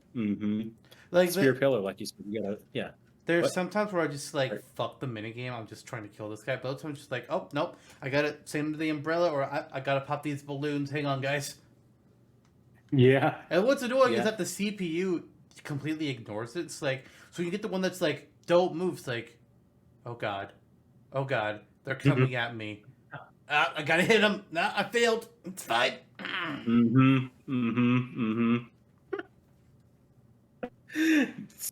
Yeah, it's fun. I guess there's a lot more hits than misses in Brawl with the stages, because although you do get some really bad ones with the Donkey Kong stages and hand and bows and all that great, and then there's a couple that in my they're a little more tepid. Almost all of these stages, I mean it's okay. It's okay, right? But it's just generic. Yeah. It's interesting that like it transforms between 3 different versions of itself. And I think Project M, when they did their thing, I think they removed one. I don't remember which transition. They removed one of them though. Why, I don't quite understand. But they did. But like I like its 3 different layouts, but it's also just like a generic Fire Emblem stage. Like there's so many locations you guys could have done. So many locations. Yeah. Path of Radiance was right there. Yeah. Waiting for them. And even if Path of Radiance was... In Path of Radiance wouldn't have even been too new. Because they definitely would have been able to use that for things. But like they also had like the Alib games. They had Sacred Stones. They had Marth's fucking games that they were going to do a stage for in Melee, but then they got cut. They had options. I think you had postulated in the past that maybe Catholic Siege was kind of more or less the Arcania stage we're going to get in Melee. I can kind of see that. I think some of the statue designs are similar to Arcanian designs. Kind of like the fire pit areas can be substituted for a Medea's kind of area. The underground dragon pit kind of place. Yeah. It's very possible that that's what they could have been doing. But they slapped make it more generic. Yeah. They did slap the Dane logo on the or insignia on the flags, which was a choice. I was like, if it's going to be in Dane and be a Radiant Saga stage, then make it a freaking Dane Castle, then, or whatever. Under Siege, the Grail Mercenaries. There you go. But I did pretend a lot as a kid that that's what it was, because Ike was in the game and all was well in my life after that. I mean, it also... the first Fire Emblem. Yeah. Yeah. No, and also what? I'm looking at things on here. It also mentions that, like, there's flags that also have similarities to the Dollar Kingdom from Shadow Dragon. And that apparently the statues section, the statues are similar to what you find in Binding Blade. Interesting. Okay. Yeah. So it's a real mishmash of essentially Shadow Dragon, Path of Radiance, and Binding Blade. And Binding Blade and our good old pal Lynn, who got the shaft. Oh yeah. Looking at other brawl switches on here that we haven't quite mentioned yet. Let's see here. Lilac Cruise Mm-hmm. It was cool. it's okay, but for me it was kind of a disappointment after we had gotten Mm-hmm. Corneria and Venom, and then Lilac Cruise just like, Sure. yeah, you're on a different ship, and the platform arrangement is kind of base. Mm-hmm. It's like, all right, so we just got main platform and three other platforms that are like kind of tilted from each other a little bit, but beyond that, it's just like Mm-hmm. it's just a thing. It's like, okay, after Right. being able to fight on top of the wild length of Corneria and then like the four wings on Venom, the cruise is disappointing for me personally. Mm-hmm. Port Town Aerodive, it's the same concept of Mute City. Newport City, I did not care for. What the fuck is this stage? Why is the Ultimate Chimera here? What is with these weird shapes? Not a fan. Mm-hmm. Not a fan. Yeah. Happy for Lucas. Yeah. Yeah. We got Flat Zone 2, which is interesting because Flat Zone 1 is only based off of the helmet minigame, while Flat Zone 2 is based off of 3 different minigames that transition between each other. Right. Skyward only got a brief neat. mention, which is criminal. That's a really great stage for Kid Icarus. Yep. Breakable platforms, All but right. then there's still like soft clad platforms underneath them, so you're not completely effed. Distant Planet is DK pretty slap. interesting for Distant Planet was pretty interesting for Pikmin. You got a billboard Mhm. coming out of the sides, and you got rainwater that would make the left platform unusable. I just stuck to the main platform. Fuck the left side, dear God. Green Hill Zone is Also pretty improved in fun. Ultimate. I'm not sure why you Mhm. could break the middle area of the stage. I don't know why that was really a thing, but I like the stage layout. It's pretty fun. Yeah. You can hit the balloon Mhm. as like a little hazard. Smashville is admittedly boring, but what else can you do with Animal Crossing? Honestly, there's not much that you can do. Yeah. So it's fine. And You then, get- then there's Yeah. Hannah. Yeah. I guess you can make the Don't. museum from Animal Crossing a stage. That could be fun. But what would you do with it? I don't know. Ride around on a T-Rex skeleton. I have no idea. You could do that for literally any museum in any game. Yeah, the Jurassic Park stage. Hey, There'd be the listen, Locust Warpath on PS1 was a really fun game. It's a dinosaur fighting game, and it's amazing. And it should be on, and it should have Smash representation. So, some stages had let's like do it. little baby dinosaurs or people running around that you could attack and eat them and regain health. Warpath was a fun game.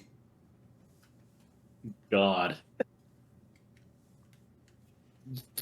So you get high highs and you have a few low lows, but I think Brawl I think it's more Lolo and Lala, more so actually. than not. Yeah. Oh yeah, they're there too, and the Adventures of Lolo demo on that was input into Smash Brawl. So and the masterpiece selection or whatever they're called. But yeah, I think that ultimately the number of great stages, like truly great stages, vastly outweighs the truly horrendous ones. It's just interesting that when you piece together the almighty list of every stage in Smash, I think towards the very top you'll get several stages from Brawl, and towards the very bottom you'll have several stages from Brawl. I mean, there's like 6 or 7 supreme stages from Brawl. There's only like 3 that are super bad. There's some that are like different degrees of bad. Like again, I'll say Newport City as one of those degrees of bad one.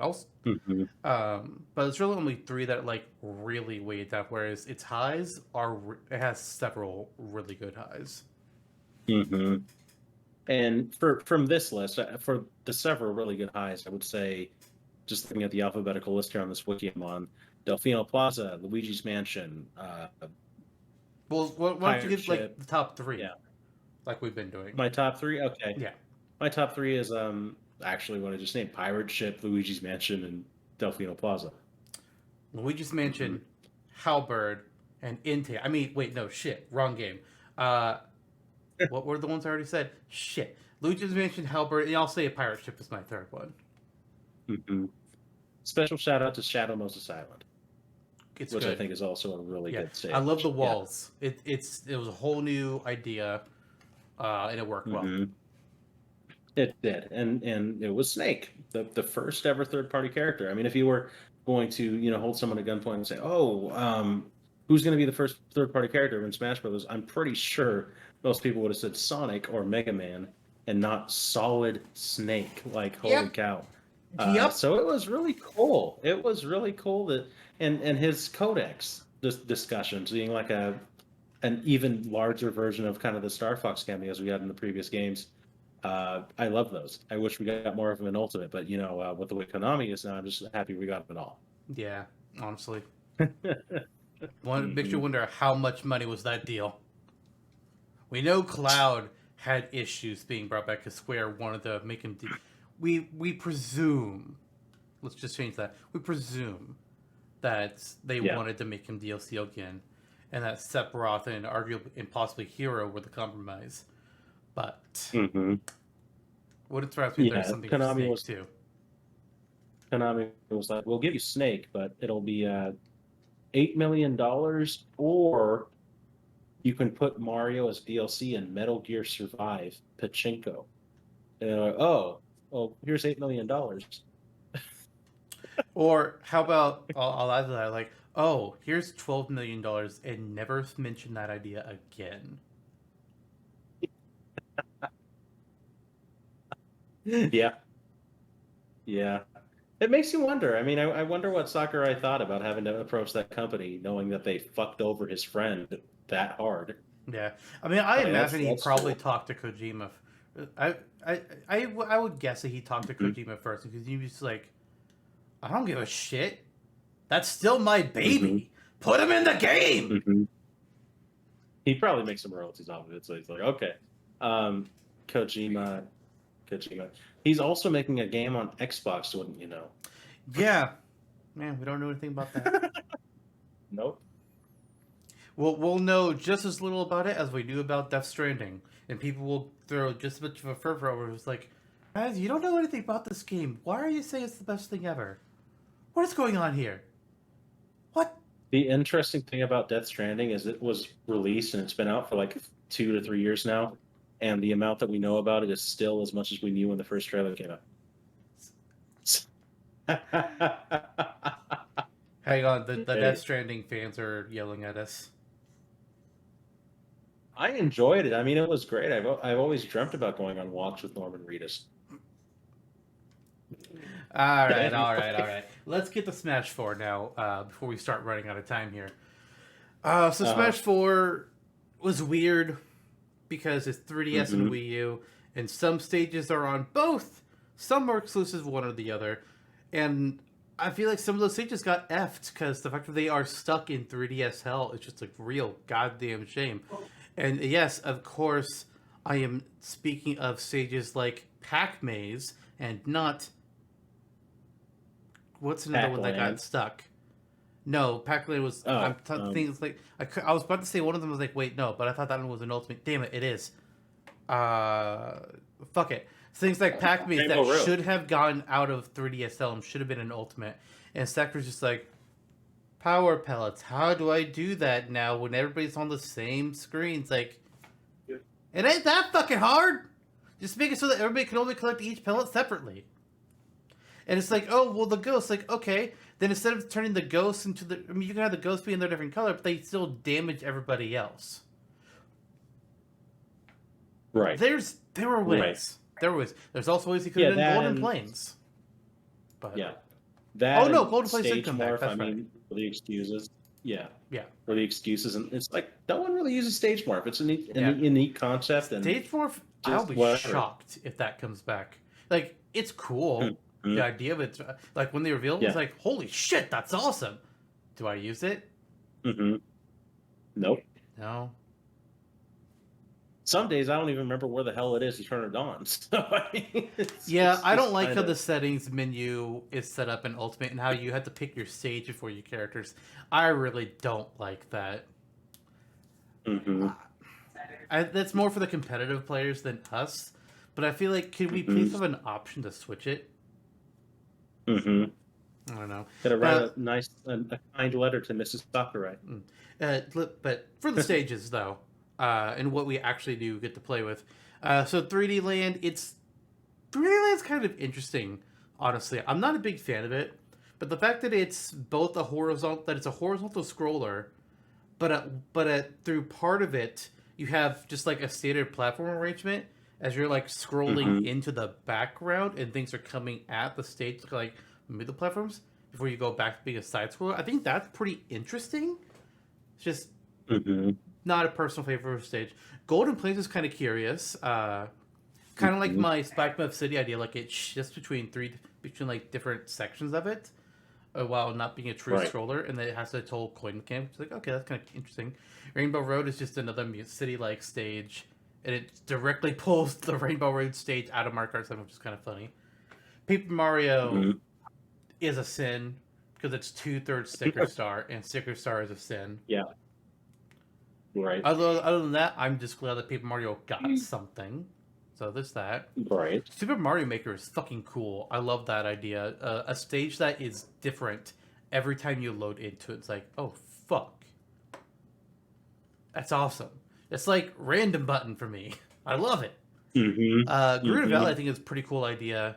Having just turning that into a stage, being able to break the main platform, and there's still like some more platforms, so like in that bottomless pit, it's kind of fun. Spirit Train, memes aside, is all right. It's pretty much it's kind of similar to Pirate Ship in a way, just on a smaller level, because like new things can appear on the left and right as hazards, kind of like what Pirate Ship can do. Dreamland hurts my eyes, but I like the concept. Unova Pokemon League is really cool, actually. That you're in front of the Pokemon League, but it's during the part of the game where Team Plasma has taken control. So you see like In's Castle, at least I think you do, but like Russia Ram and Zekrom can attack the stage. It's like, oh hell yeah. Yeah. Prism Tower in comparison is stupid. Sucks. Yep. What? Why don't it just on Lumio City in Trowler Run it? But to be fair, what else does Lumio City have besides Prism Tower? I don't know. Shops? Contest booth. Question mark? I really don't care about Lumio City as a whole. It was supposed to be like the big landmark city for Kalos. It was like, but much like the Kalos region at large, kind of fucking empty. Yep. The NES graphic, or I guess it was SNES graphic, Mute City, super cool. It was a new way to do a racing type stage that we hadn't seen before yet, and I was like, man, this is great. Love this. Magicant, beautiful. Get rid of the Flying Man though, and it's perfect, pretty much. Yeah. God. Yeah. Arena Ferris was okay, not a favorite, but I kind of like it. Reset Bomb Forest. I like that it transforms. Tortimer Island is boring. Boxing Ring is amazing though. Gower Plain. Yeah. Yeah. It's okay. Platform Eraser is weird. Metal Face is weird. Yeah, like if they just focus more on like the two platforms at the top, maybe have like a couple platforms below them, but got rid of like all the like the little stuff below that, I think I'd like it better. Duck Hunt. Yay. Yeah. Love it. Wildly Castle. Man, get rid of Yellow Devil and it's cool. Get rid of Yellow Devil. Yellow Devil makes it almost unplayable. Jesus. Suzaku Castle. It's literally the background from Ryu Stage in Street Fighter 2. Fuck yeah. Midgar. Boring stage layouts. Yep. But it's Final Fantasy 7, and you got summons. Not all the summons, but almost all of them. No, it's missing one big one. You got Bahamut, you got Leviathan, you got Ramu, you got Odin, you got Ifrit. They're missing Shiva. What, like, a big name summon throughout the entire franchise, who rarely misses a game, if ever? I'm not sure. I'm not sure if she's missed one since her original appearance. So to be fair, I'm not familiar with the games. Oh, wait, no, all right. 12. 12 has completely different summons. And I'm not super familiar with like 11. I'm getting there with 14, but it also works very differently. I don't know if she's in 15. But Shiva's missing, which is a real goddamn shame. Umber Clock Tower is pretty cool. I mean, well, not in Smash 4, it wasn't. In Ultimate, it got cooler. Balloon Fight, having that wraparound on the edges was really awesome. Living Room is Mhm. novel. I guess it's a novelty stage. Find Me is okay. Tomodachi Mhm. Life loses all of its charm when you can't have a bunch of Mii's that other people made on your console because you're not good at making Mii's. The fuck, Nintendo. And then PictoChat 2, which is just a wilder take on PictoChat. It That's was all the kind of ones that are in crazy. Smash 3DS. Yeah. Hmm. Yeah. The 3DS game stages rather. Yeah, I'm with you on all of them. Like 3D Land has its benefits. I like how the platform proceeds into the background. It kind of gives it a stereoscopic kind of little pseudo stereoscopic effect to make it similar to the 3D slider effect and different depths perception in 3D Land. Mm. Um, and then just rolling through that list. I liked Tomodachi Life quite a bit when I did have a number of Mii's, but then it kind of lost its charm on the Switch for me, where it's like, where are my Mii's? Yeah, Whoops. yeah. I have to The fact go that back you and make all can't of them. transfer Mii's Mm-hmm. up to your Switch besides like your profile one, and even that's pretty much just because of your My Nintendo account. Or at least I Mm-hmm. think I forget how it works. It's been a while since I had to register my Switch.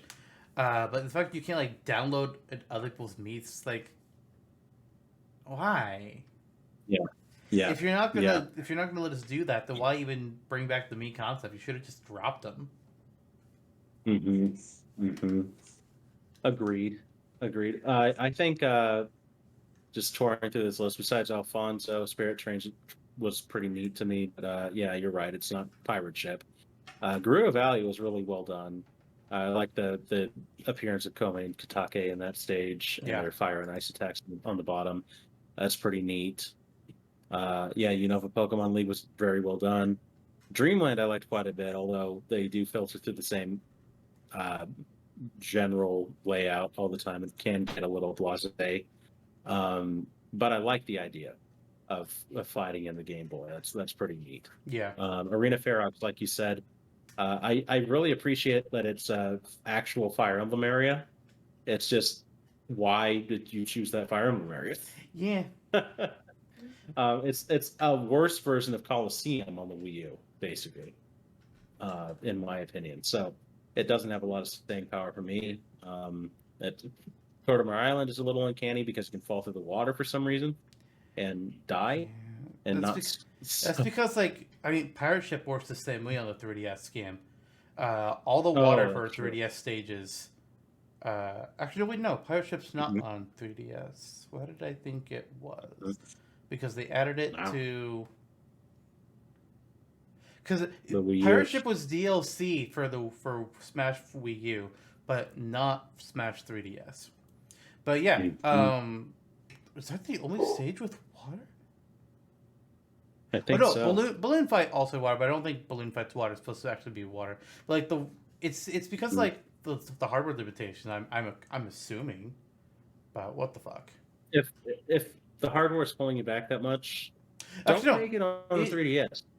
it is because Tortimer Island on Ultimate has actual water. Mhm. I guess, yeah, yeah. I guess out of the 3DS stages, like the 3DS exclusive stages, I really liked Mute City with that new perspective and the 16-bit callback as opposed to the incessant 8-bit callbacks. I liked Pac-Maze and Wish It Were There instead of Pac-Land. That's ugly as sin coming back. And Balloon Fight. I thought the technical things that they did there were pretty neat with the Yeah, wraparound. that was Mm-hmm. super fucking cool. Yeah. And then shout out to Gerudo Valley, I guess, and Reset Bomb Forest. But I'm reading stages that are, well, Gerudo Valley's 3DS exclusive, but not Reset Bomb Forest, I don't think. No, it Or is. is it? It is. Okay, okay. Well, yeah, shout out to those two then. Mm-hmm. And then for stages that got added to the Wii U version, I mean, Mushroom Kingdom U. I like that it swaps between the different types of like the different world styles. I think that's really cool. But Navi being there Mm-hmm. ruins that entire stage for me because he's just like he's That OP. is- It's like Beetle or the Arcade Bunny or Tortimer. The Tortimer assist trophy. It's like, Captain. all right, if I catch you in my bag, we're gonna fly to the sky and you're gonna die. It's come on. It's not fun. It is not fun.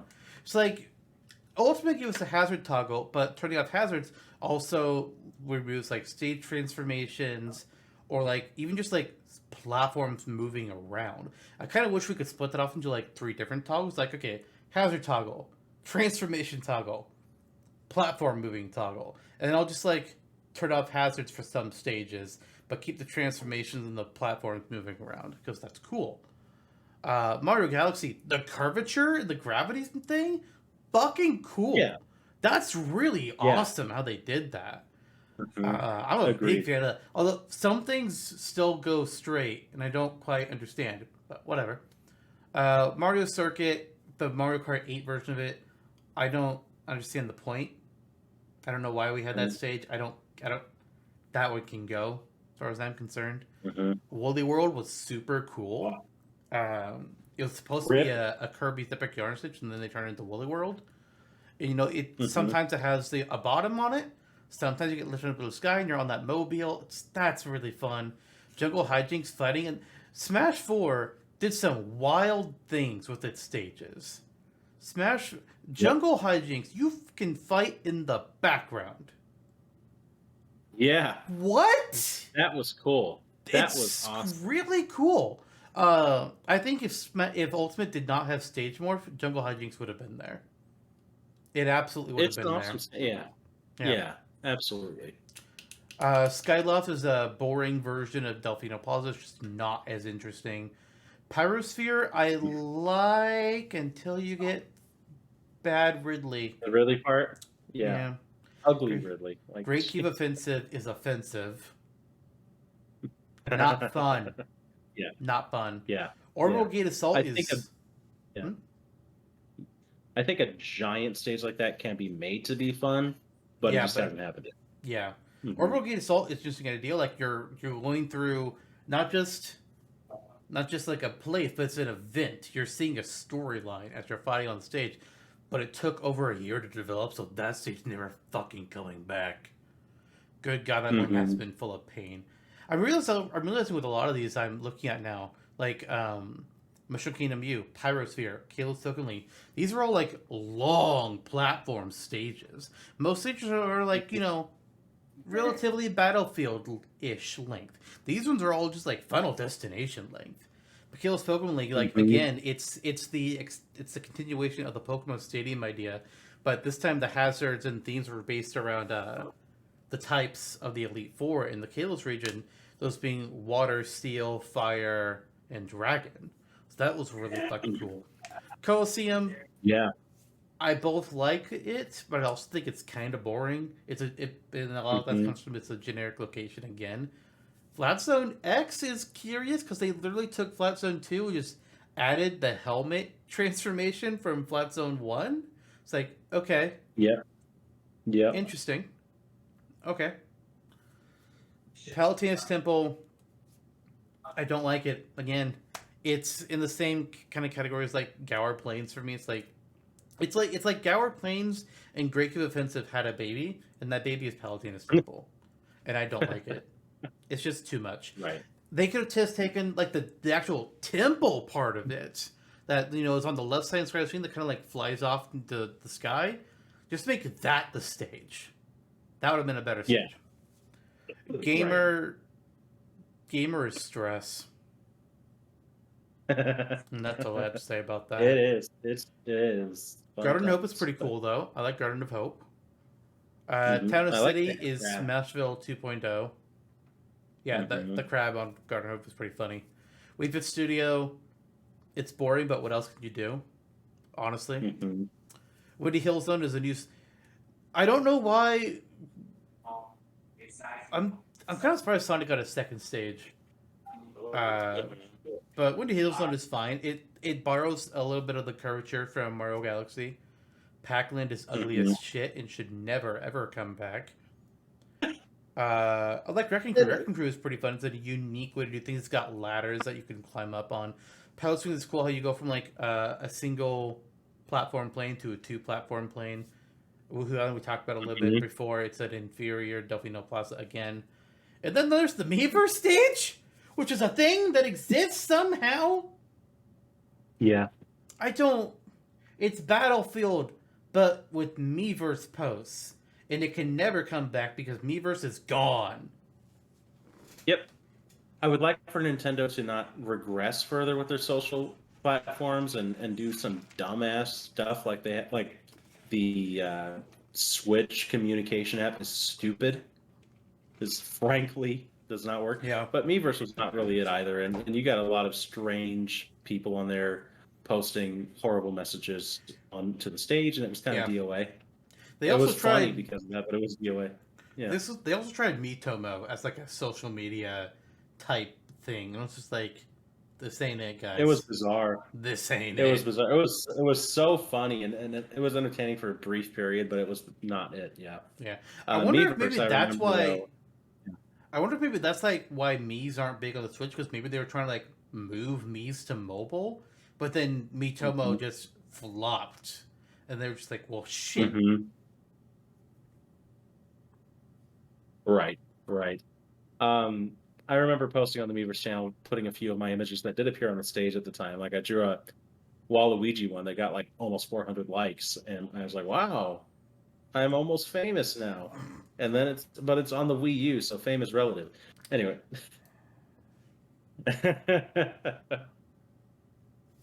But yeah, working through the list real quick here. Pac-Land is indeed ugly as shit. Good for them making a whole game on MS Paint back in the day, but that's not impressive anymore.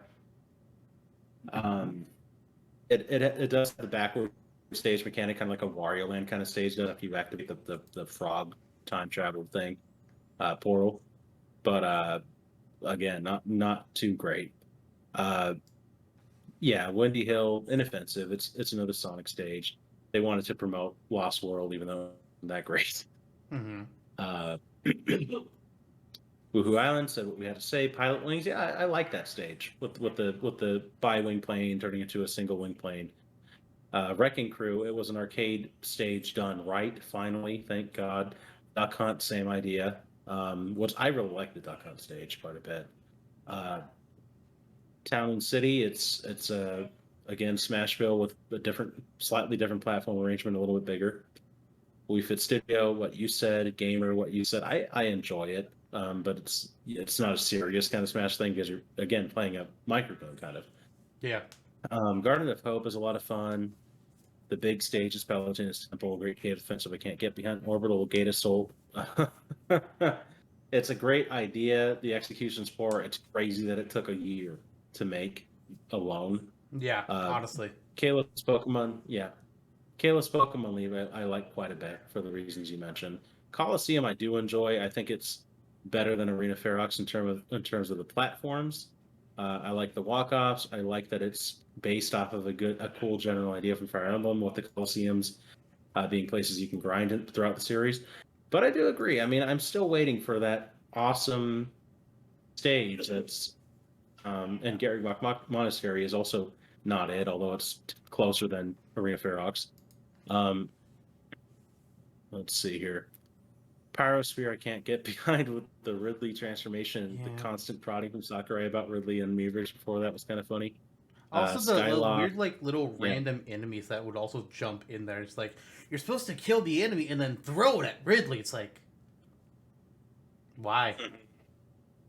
It was all a bit much. Can't we just call Anthony Higgs and his plasma beam? Yeah, that would be so funny if he showed up on that stage. Jungle Hijinks was a great idea. I'm really sorry it's not back. Woolly World 2 was a lot of fun, and I love the plush kind of aesthetic to it. Mario Galaxy, also a big shout out. Oh my god. I guess choosing from this list here. It's hard, because, like, Brawl has a lot of good stages, but Smash 4 has, like, so many stages in general. Yeah, some good, some bad, a couple great. And I have to take into account DLC as well, because I think Midgar is almost up there. Suzaku Castle is actually probably my top 3. I love that they took the background from Ryu's stage in Street Fighter 2 and turned it into an actual stage. I love that, and I love the callbacks to Street Fighter with the signs that you can knock out, and it's just a really cool looking stage, and the platform layout's pretty neat too. Like it's not too much. It makes me want to try and do another one from like a Street Fighter series, but like I'm not. I only ever played Street Fighter 2 and Street Fighter 4. So. Right. Yeah, almost same here. I think I played Alpha 3 for a little bit. And then, looking through this list, God, I guess Mario Galaxy and Jungle Hijinks, I guess. Okay. Are probably my 3, yeah. So yours were Mario Galaxy, Jungle Hijinks, and what was the first one? Suzaku Castle. I'm gonna say Boxing Ring. I love. Oh Boxing my God! Ring. How did I forget that? I fucking love that stage. I'm also gonna pick out here. God, there's so much good stuff. Oof. Fuck. Boxing Ring is the ubiquitous stage. It's gonna come back in every Smash. It kind of has to, honestly, because what else can you do from Punch Out? Yep, they're like, cut Little Mac. Just kidding. I mean, that would be the easy solution. Then I have to bring the stage back. But I'm also going to say...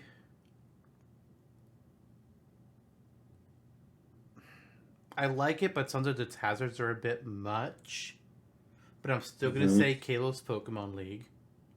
Sometimes the hazards are just like, okay, this is a lot that's going on right here. And then for a third one... Dragon's Breath. I'm thinking more... I mean, that one's not too hard to avoid, really. The Whirlpool. Oh, God, And the swords that spin. You're kind of fucked. It looks cool, but yeah. I do like, though, that, like, each of those stages have have 2 hazards, essentially. There's, like, the normal version, but then there's when the legendary attacks. It's like, oh, God. I think I'll pick my third favorite. I'm going to go Magicant. I like its layout. And it's just really nice to look at. And you can turn the Blind Man off, so there you go. And Ultimate, at least. Yes, that's true. Yeah. Speaking of, let's go ahead and get to Ultimate, because we're at the end of our time, really. But we got to go over Ultimate. We can't just leave it off. So, New Donk City Hall. What the fuck happened there? I think like both it and Great Plateau Tower are just very uninspired to me, because they could have done so many other things from this game. Like you could even just do like a whole traveling stage around the Great Plateau, or a traveling stage around the Metro Kingdom, or just like focus it in like. Before New Donk City Hall was revealed stage, I had posted a New Donk City stage on the Smashtopia Wiki. I removed it, I think, after they made that stage. Like, well, my stage is kind of invalidated, which I regret doing that. But I do still have the notes, so I want to re-upload it at some point, just so that it can still be alive. But I think what happened with those stages is that this Ultimate was being made before those games were released. So Sakurai only had like so much to go off of, and he did what he could. But I wish we had gotten something better for both those games. Garrick Monastery is obviously like the one place you have to do from Three Houses. It's just unfortunate that the character models are also pulled from Three Houses, making it look ugly in comparison. I think if it comes back into the Smash game, that'll be cleaned up. Cloud Sea of Walrus is literally my own Cloud Sea stage, but in reverse. Because it has, I forgot his name, Azurta. It has Azurta, like, swimming to the right. I had him swimming to the left. And otherwise, it's the exact same stage. Moray Towers. Another tower in this game. What the fuck? But, honestly, as much as I hate Moray Towers in the Splatoon games, it works as a stage in Smash so goddamn well. They did a good job with them. They made a good choice. Spring Stadium, kind of interesting. Also kind of weird. But I like this little spring platforms on the left and right. Like, that's okay. Northern Cave is a boring platform layout, like Midgar. But you see the entire Northern Crater bit at the end of Final Fantasy VII in the background happening behind you in the stage. You see the Highwind flying in. You see them go through the cave. You see them fight Sephiroth. You see Meteor about to crash down before the live stream comes up and destroys it, and the Highwind flies back out of the cave. After they put all that in, there's like, you guys, I love it, but it's also a boring platform arrangement. In fairness, Dracula's Castle is a weird arrangement for its platforms. I don't quite know what's going on there, but I love the aesthetic behind it. It's like, this was a really cool looking stage. Mementos is the worst DLC stage. I'm not opposed to its base layout, but the giant walls that can come in and just like be a barrier. It's like, what is this? Stop it. Especially if you're having music from Persona 4 playing on the stage where it turns everything yellow. You just have like half my TV screen is yellow and half no TV screen should ever be half yellow because that's real fucking bright. Yggdrasil's Altar kind of goes back to what I was saying before, how there's some Smash 4 stages that were just like really long platforms. Yggdrasil's Altar is like that as well. But it's kind of cool how it can have like this extra platform stuff appear, and there's treasure chests that might be an item, or it could be a mimic. You want to risk it? Mimic sucks. Yes, they do. Spiral Mountain makes sense as the Banjo-Kazooie stage, but it's kind of curious how like it'll rotate around itself, which with the name Spiral Mountain is like, okay, I kind of see what you're going for here. But also sometimes, why is the platform only as wide as 2 Donkey Kongs? That's crazy.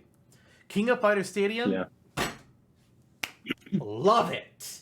Love King of Fighters Stadium. No platforms, grounded stage, but its walls are barriers, and you just bounce off of them like regular old fighting games. Unless you've been hit like hard enough, and you can like crash through them, which is like so cool. I love that. I want Terry to come back in future games just so that this stage comes back. Either that, or give us a new stage that uses that same mechanic. Because holy shit.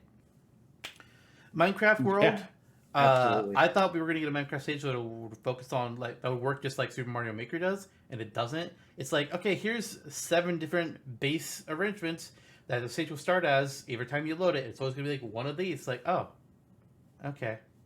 Yeah. Okay. Yeah. Mishima Dojo is like King of Fighters Stadium light version, where you're in an enclosed building, but you can break down the walls fairly easily and still knock people out, and then the walls will build themselves eventually. And then Hollow Bastion, our Kingdom Hearts stage. Holy shit, Kingdom Hearts and Smash. Jesus. Boring platform arrangement, but it's cool that it turns into the Dive of the Heart once the max is getting close to being complete. And that's, I think, super fucking cool.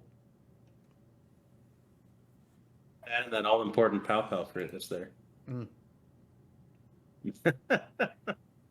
Instead of Dolman Goofy. Yeah, it was a mixed bag. If it were just base game, I would be disappointed. Like New Donk City Hall and Great Plateau Tower are not great representations of their games, and those games being groundbreaking titles of their generation. And so that's why it's so disappointing that they only get those for stages. The next Smash really needs to add something better. New Donk City could have been the true successor to Delfino Plaza, and it isn't. Yeah. Even better would have been something on Mario's ship, though, traveling, but that's a whole other story. Great Plateau Tower, literally remove the tower from the name, make it a traveling station of the Great Plateau. Done. Yeah. Great. Would have been great. Or do Zora's Domain. Yeah, that would have been. Yeah, seriously. Or even a traveling station that takes you through most of the major regions would be kind of crazy and cool. Yeah.